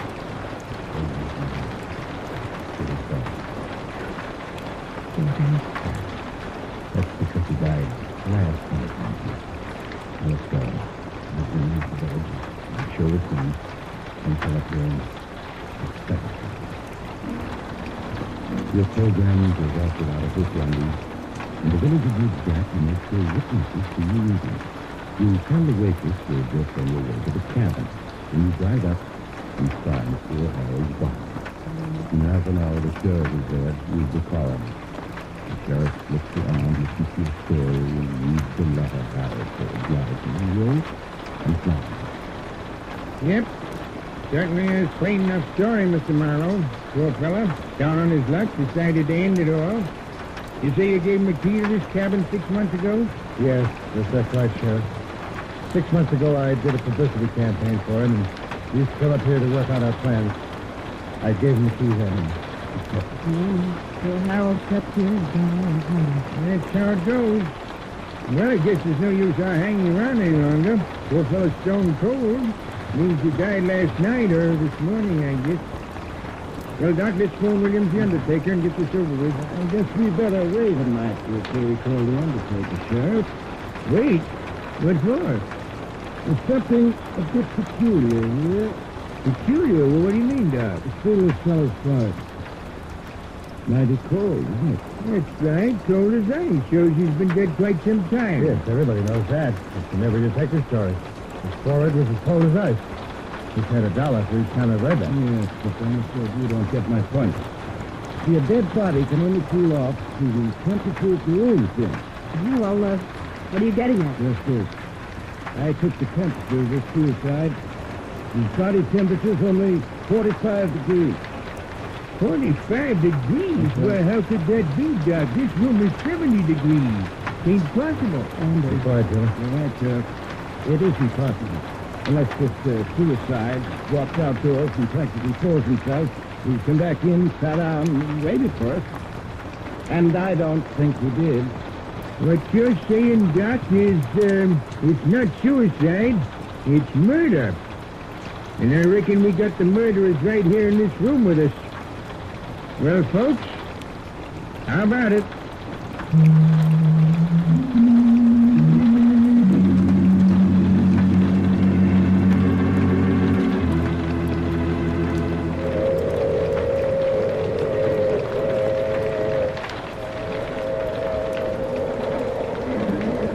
This is the mysterious travel again.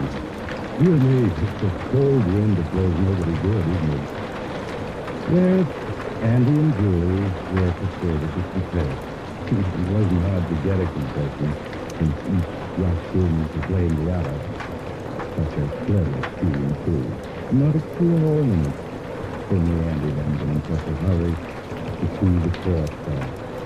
The moral is, never rush a corpse. You let it take its own time, even if it kills you. It reminds me of my sweet story, The Hot Seat. It's about a tiny-witted fellow with but one thing in mind, his wedding.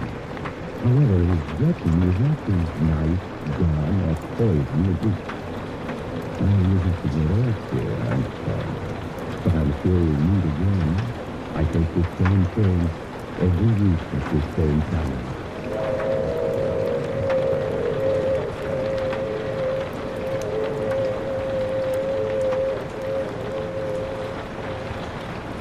You have just heard The Mysterious Traveler, a series of dramas of the strange and terrifying. The role of the mysterious traveler is played by Maurice Parkland. This is Jack Farron speaking. This is the Mutual Broadcasting System.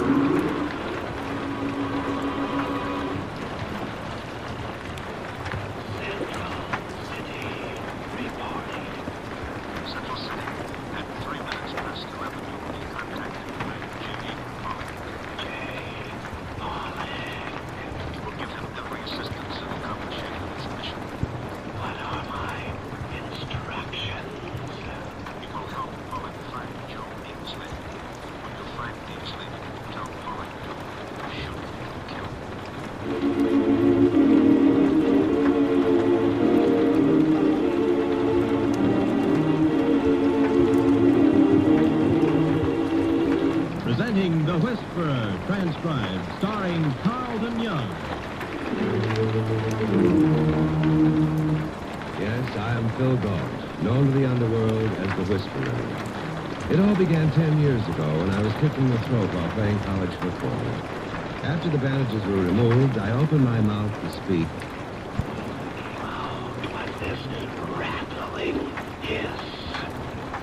After a baker's dozen and women fainted when I spoke to them and countless babies went into paroxysms of crying, I disappeared from my usual haunts and went to work for a group which I later discovered were known as the Crime Syndicate. I decided to stay with them and collect sufficient evidence to help destroy them. Then one day I met Dr. Lee, and through a miracle of surgery, he restored my voice, enabling me to resume my real identity as Philip Galt, lawyer. This dual identity makes life very interesting, for if the syndicate ever finds out that the Whisperer who passes on their orders is really Philip Galt, the man who has wrecked so many of their plans, they'll be slow walking and low moaning, but I won't be around to comment on it. In this fight against the syndicate, I need the help of all honest people. People like yourself and Ellen Norris, Dr. Lee's nurse.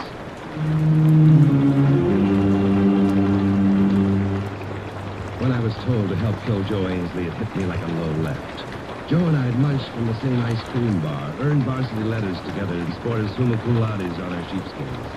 We had whispered together in the sacred halls of the Lawyers' Club and argued at the same bar, cocktail as well as justice. I dialed his office, then his home, but even spotting the telephone company 2 extra rings, he still didn't answer.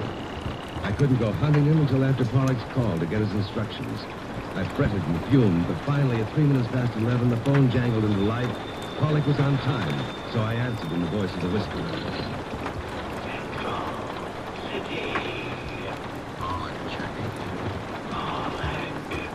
You will find Joe Ainsley, lawyer. Joe Ainsley, lawyer. When you locate him, kill him. Sure. I am to assist you, so tell me where you are staying. Those aren't to come in and do a rub-up. Nothing was said about any assistant. I got my instructions if you want me to. Fine. Wait.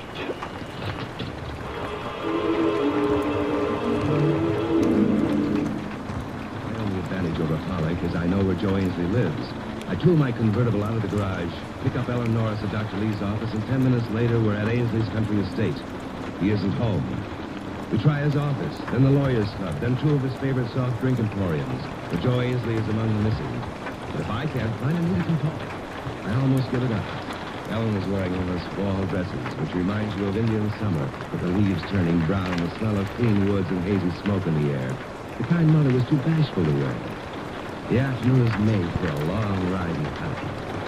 I bolster my sagging resolve, and with a mental note that this is the last try for the day, we work our way through the din of Sailor Joe's, push aside the curtains of smoke, and rest our elbows on his sticky bar. His drinks are atrocious, but his information is grade A. Welcome to Sailor Joe. Oh, hiya, Mr. Galt. Haven't seen you since that warehouse came. I've been busy learning new parlor tricks, Joe. Oh, this is Miss Norris. Oh, hiya, Miss Norris. Pleased to meet you. Yeah, I bet you did up all the introductions, huh? This is parlor trick business, Phil. Well, let him show you. All right. Hand me an empty bottle. Mate, I don't sell enough drinks to empty 1 bottle a month. It only works with an empty bottle. Well, I'm a reasonable man. I have here a bottle of very rare vintage. Very cheap vintage. Yeah, distilled by great vintners in a batch during the year 1865. 1951. Containing about 5 drinks. 3 drinks. Worth about $10. I'll give you 90 cents. Sold. Cleaning fluid, anyhow. Oh, Phil. Someone here is a candidate for a fruitcake. Well, it could be me. Watch this. Well, it needs mopping, so I'll just empty it on top. Watch your elbow, miss. If I do that, I'll miss the trick. Right, here's the bottle. Thanks. Now, I take this 20. Good, mate. Last time it was simple. But this is an easy one, Joe. So I roll the 20 and push it into the neck of the bottle. So. What's so special about that? There's no one but me can pull the 20 out. Oh. Now, if you can tell me within an hour where I can find a lawyer by the name of Joe Ainsley, that 20 will come unglued and find its way into your mark-proof deposit. Go. We're regular. I like to. In a blow, you'd sail with just a couple of 10 feet under. And you'd right and stay seaward. You'd do the tide for it. All right. I'll put a 10 with the 20. Make it 100. That's a deal. 100? That's robbery. Give me back the 20. No, hold it, mate. Hold it. Don't sail with your cargo at you on back. Now, you're the skipper, but you want a quarters. Make it a sea note, and after you sail, if it's I said you come back. If it wasn't worth 100, I'll refund the amount next. You sound serious. There's a rip tide to the road, but that or nothing. How much money do you have? The change out of the corner. All it to me? Oh, well, there goes my only hope of a hamburger. Here. Joe, that makes me still $15 short. Can do? Well... If you trust us, we'll bring you the $100 later. Seagull and the milk's worth doing the bill. You think we're a bad ring? Lady, I'd rather have $85 now.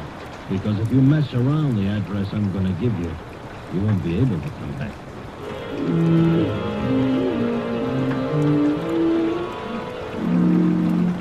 On this cheerful note, and $85 poor, we drove down to the dingy neighborhood of 132 Adolphus Street. Our destination, Office 324 Trap Building. It looks like a reject from Valley's Nightmare. Even the sunlight has cobwebs on it by the time it filters through the purple canyon of the street. The creaky, French-type birdcage elevator wheezes upward, and every second we expect to be throttled by a batch of bats. The door to 324 is out of character. It's solid oak, and as out of place as a garden gate on Fort Knox. It is an arrogant door, the kind that pushes back at your knuckles when you're not. What do you expect to find here? If Bela Lugosi and Boris Karloff don't fall over each other to let us in, I'll be bitterly disappointed. What in the world would Joe Ainsley be doing in a place like this? Nothing, if he had any say in the matter. You think Pollock got him and brought him here? My only thought now is whether or not I can flip this lock. Joe, I didn't know you were an accomplished burglar. No, just another facet of... There. Oh, it doesn't squeak. Well, it ought to squeak. Maybe not. When? Ew, this office is immaculate. Yeah, I noticed that. And look at the furniture. That desk is better than mine, and mine cost $600. Why would anyone for such a beautiful setup and such a ratty distance? I don't know, but after paying $85 for the location, I intend to find out. Now, let's see. Ellen, come here. Take a look. Hmm? Oh, no. Oh, yes. Let's try another door. Look at this. And this. I am looking. I'm also wondering, why did Sailor Joe send us to the headquarters of a party cell when all I wanted to find was Joe Ainsley? I don't know, but let's keep looking. Maybe we can find a list of party members and give it to the FBI. Oh, they're too smart for that, Ellen. There's nothing here but propaganda leaflets and party line editorials. Come on, let's get out of here. Hold it, Ainsley. Joe. I whirl and find an out-of-proportion pistol staring me between the eyes. The grip and cylinder are standard, but the black hole in the end of the muzzle is at least 3 inches in diameter and is getting larger as the guy behind it begins to squeeze the grip. He's called me Ainsley, so I must recall it. And I can see he's going to shoot the wrong man before I can open my mouth for an explanation. One scream reverses his aim to the second is bound to be a bullseye. I yell his name. How'd you know my name? Because I'm not Ainsley. My name is Phil Goss. I'm a lawyer. One guy in this town knows my name, and you ain't him. I'm not interested in that. Take a look at my driver's license before you make a memory out of me. Okay, ease off the boat, Phil. By ease, I mean so slow that molasses will seem not like it. That's it. Now put it on the tip. I go step back. Let's take a look-see. So I was wrong. I apologize. Now you apologize. Accepted. Now, if you've no objections, we were just about to leave. So you go. I'm not taking a part of it. Sooner or later, Ainsley will show, and I want you with me when that happens. Oh, you must be wrong, Mr. Pollock. Joe Ainsley will never come here. $50 I spent says he will. You made a better bargain with Sailor Joe than I did. Cost me $85. We both will show. Ainsley will show. Maybe not. Maybe that's some kind of a squirrel thing. So open that door behind you. Move. Pleasure. Listen, padded cell. You want to eat 6 inches of gun barrel? You isn't joking. It is a padded cell. Get him. The fire. Get over there and cook.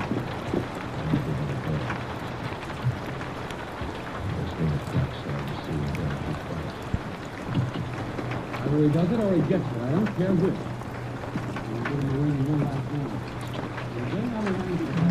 If he tries to pass one off, takes down.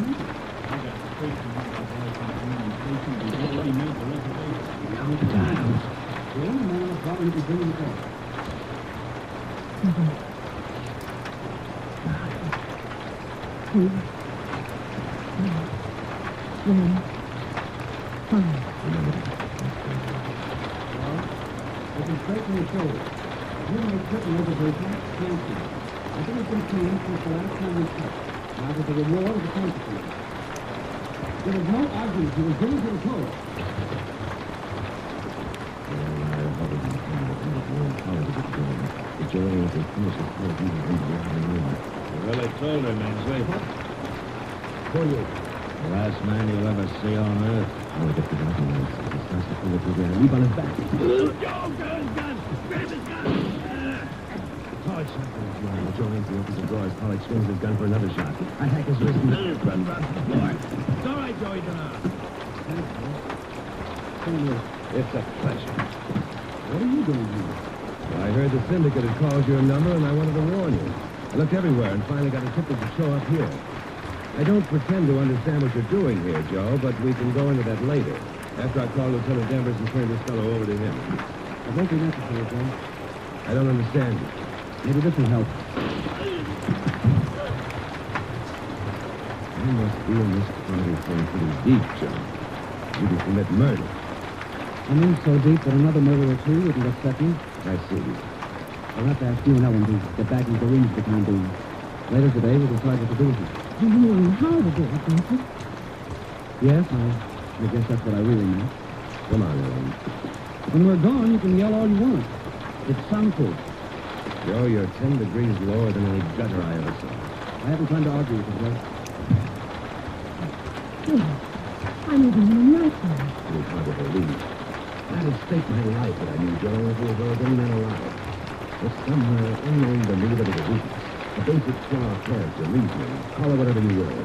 They found it, worked on it, and the guy who was as American as cold beefsteak and apple pie is twisted and sent off back. It feels sorry. Oh, I think if we head closer to home, how are we going to get out of here? Any matches? Always. Pour out wherever need is useful. Here, Light them. think you can pick this lock? Oh, it may take time. Oh, no. What's wrong? It's a one-way lock. The entire door is faced with steel and there's no opening of any kind on this side.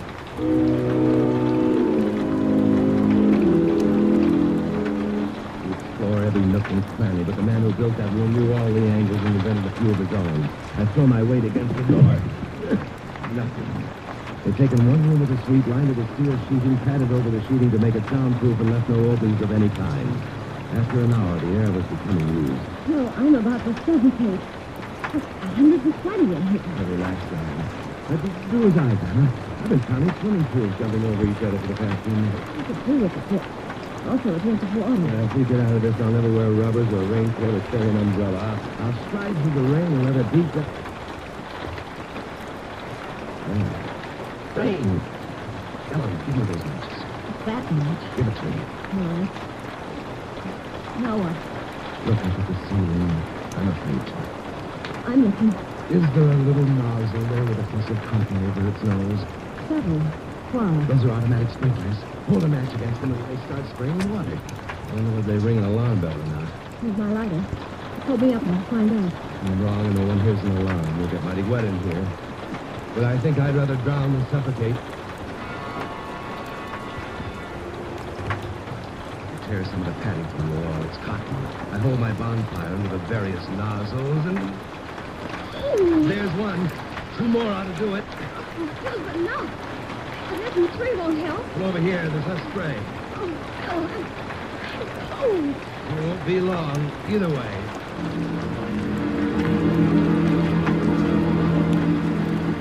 Oh, I'm standing ankle deep. Keep praying, Ellen.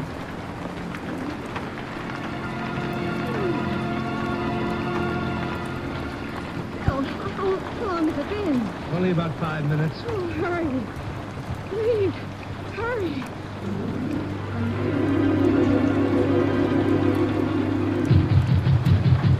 Phil, we're here. They're here. They're pounding at the door. Not one-sided. I'll pound right back at them. Maybe the fireman or maybe Joe Ainsley. Right now, I'd be happy to see any of them. Oh, they're breaking down the dome. That means the fireman came first. You know, Ellen, contrary to all safety rules, when I have a child, the first thing I'll teach him will be how to play with matches.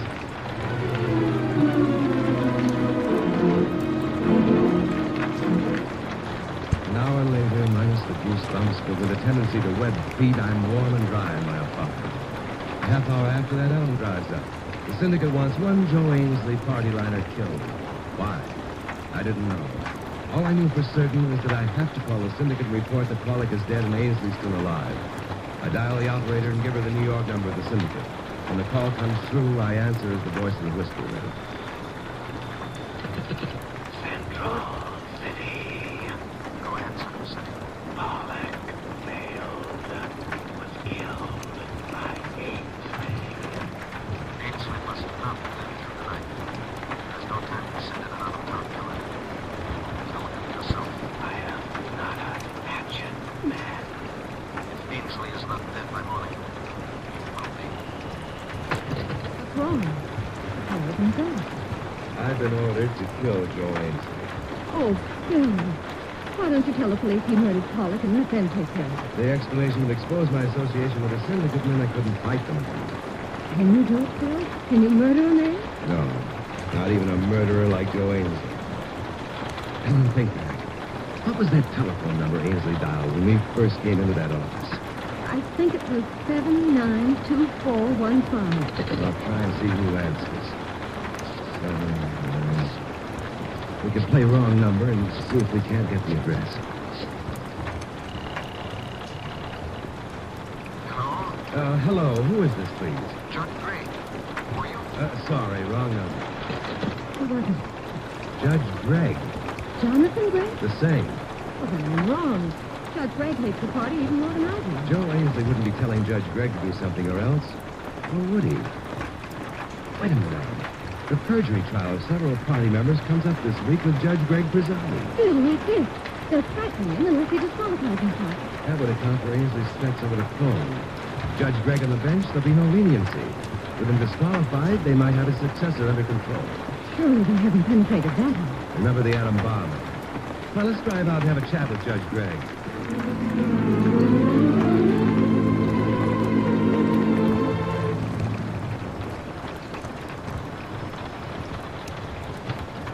I'm sorry, but... Oh, hello, Phil. Hello, Judge Gregg. You know Ellen Norris. Yes, of course. Glad to see you both. Come in. We'd love to. Thank you. Well, what can I do for you, Phil?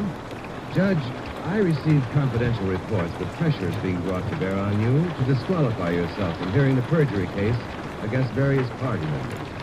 Phil, I won't ask where you heard this, but I can assure you that it's not true. No pressure has been brought to bear to have me disqualify myself. Does that satisfy you? Yes. Yes, of course. I know you hate them as much as I do. Your speeches against them should be in every school and club in America. Thank you, Phil.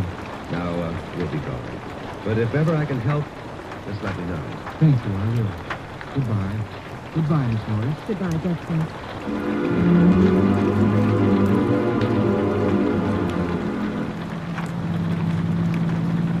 Bill, that telephone number still sticks in my brain. Mine too, Ellen, but we must have been mistaken. Unless Judge Gregg is carrying the threats on his own broad shoulders... Watch it. Don't run that stoplight. I'm going to pull up at this drugstore. I want to call the syndicate. It doesn't make sense. Maybe I can get some information from them.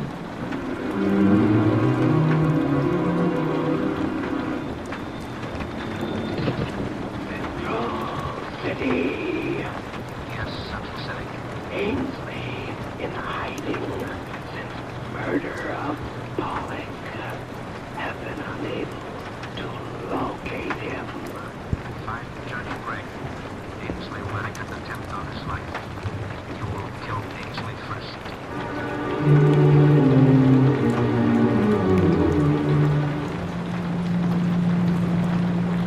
What did you find out? I think I see why the syndicate wants Ainsley removed. I'm glad you do, for I certainly can't see any connection. That dummy office is the propaganda headquarters, Ellen.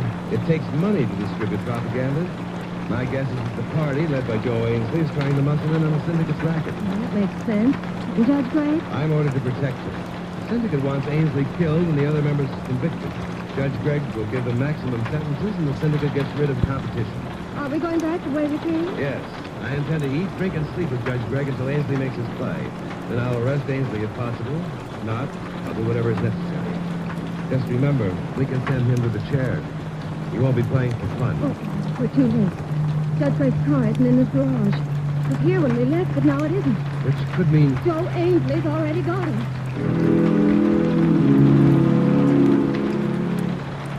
The logical place is Adolphus Street, 324 Track Building. This time, the oak door is neither locked nor air. The axes of the fireman have seen to that. I ease open the door, but it's a waste of precaution. The room is empty, except for Judge Gregg, tied to a chair, his hands down on his lap and a gag in his mouth. As I reach down to untie his hands, he makes a very unwelcome noise. His eyes plead with me. He shakes his head from side to side. I whirl, but no one is behind me. Again, I reach for the ropes around his hands, and I get it. A thin piece of piano wire interwoven with the knot and running down to a box in the floor. I remember Joe Ainsley has been in the Corps of Engineers, and I get the picture. Judge Gregg is booby-trapped. One tug at the ropes, I jiggle the wire, and the bomb in the box gives us a one-way passage to Kingdom Come. Too bad, Phil. If we pulled the trigger, it would save us a lot of trouble. Close the other door, Conrad. Conrad? How do you spell it? Shall I spell it? No. Ellen, come over here beside Judge Gregg. You too, Phil. The Honorable Judge Gregg, I should add. Party technique, to sneer at honor and respectability. You never outgrew your Boy Scout training. You should have had Boy Scout training, Joe. What happened to you? I progressed beyond horse and buggy ideology. The horse I'll pass. Buggy, no. You had a good war record. You mean because I know how to rig a booby trap? Look, I'm happy, I'm satisfied, and I haven't time for Sunday school lectures. The booby trap's through. What now? It's still useful. Only better. Let's get that extra rope. We tie all their hands and wrists together, shorten the wire trigger to the bomb, and leave them bending over. Sooner or later, one of them will straighten up, or the other will faint, and... poof! By that time, we're miles away with an airtight alibi. That's genius. You can't get away with it. And it's preposterous. You two are the only witnesses who saw me kill Pollock. You're the only two who can connect me with the party. I've kept my affiliation a secret, and I've no intention of having you spoil it. There, Judge. With that gag out of your mouth, you can say a few hundred well-chosen words about the evils of the party. I hear it, Ellen. Look, Joe, don't do it. You can plead self-defense for shooting Pollock. You can resign from the party. Judge Gregg has disqualified himself. You've accomplished what you want to do. Phil, secretly I've always thought you were a fool. A square-headed, flag-waving, patriotic all-American fool. Tell him, Judge. Well, Phil, Gregg has to die because he did disqualify himself. We wanted him to hear the truth. You see, Judge Gregg has been a member of the party since 1933. Oh, no. Oh, yes. I don't believe it. It's true, Madam Harrison. And from that day till this, I've known no peace. And no way to break away from it. I was supposed to hear their case and believe me. Yes, that's it. But I couldn't go through with it. Well, Joe, you said you'd kill me if I disqualified myself. At least I'll go an American. Not 100%, but still an American. You know, anyone who does what I did must be insane. He should be put in a padded cell. Yes, a padded cell. A padded cell? I finally tumbled. Steel walls and thick padding might save us from the bomb blast. Ellen is standing between me and the cell door. Ainsley's kneeling beside Judge Gregg, looping the wire around the second rope, which will be used to tie our wrists. We'll be finished in just a second, then we'll be too late. Judge Gregg sees I've got it. He leans over and bumps his head against Joe Ainsley's as Conrad looks in for commotion. I dive against Ellen, driving us into the padded room. A second later, the universe caves in on me.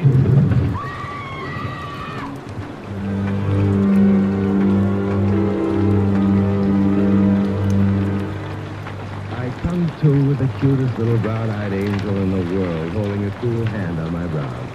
As the harps of fire recede, the angel unhooks her wings, and it's empty. Dr. Lee says no talking. Oh, what happened? Concussion for you. And the others? They're probably going I can't get over Judge Gregg, dear. Who but now? And Joe Ainsley. These two men had mentalities approaching genius. How could supposedly brilliant men fall for the party? Well, they're very cleverly recruited. They probe until they find your weakness and then play up to it. Another thing, they're selling an intangible product. If their prospective members could actually see the living conditions of the countries where the party is in power, The party could count as new members on one hand. That's true. And if things are so wonderful over there, why do women in New York leap from windows? And others in Canada risk death for entire families rather than be sent back. It's no crime now to become a party member.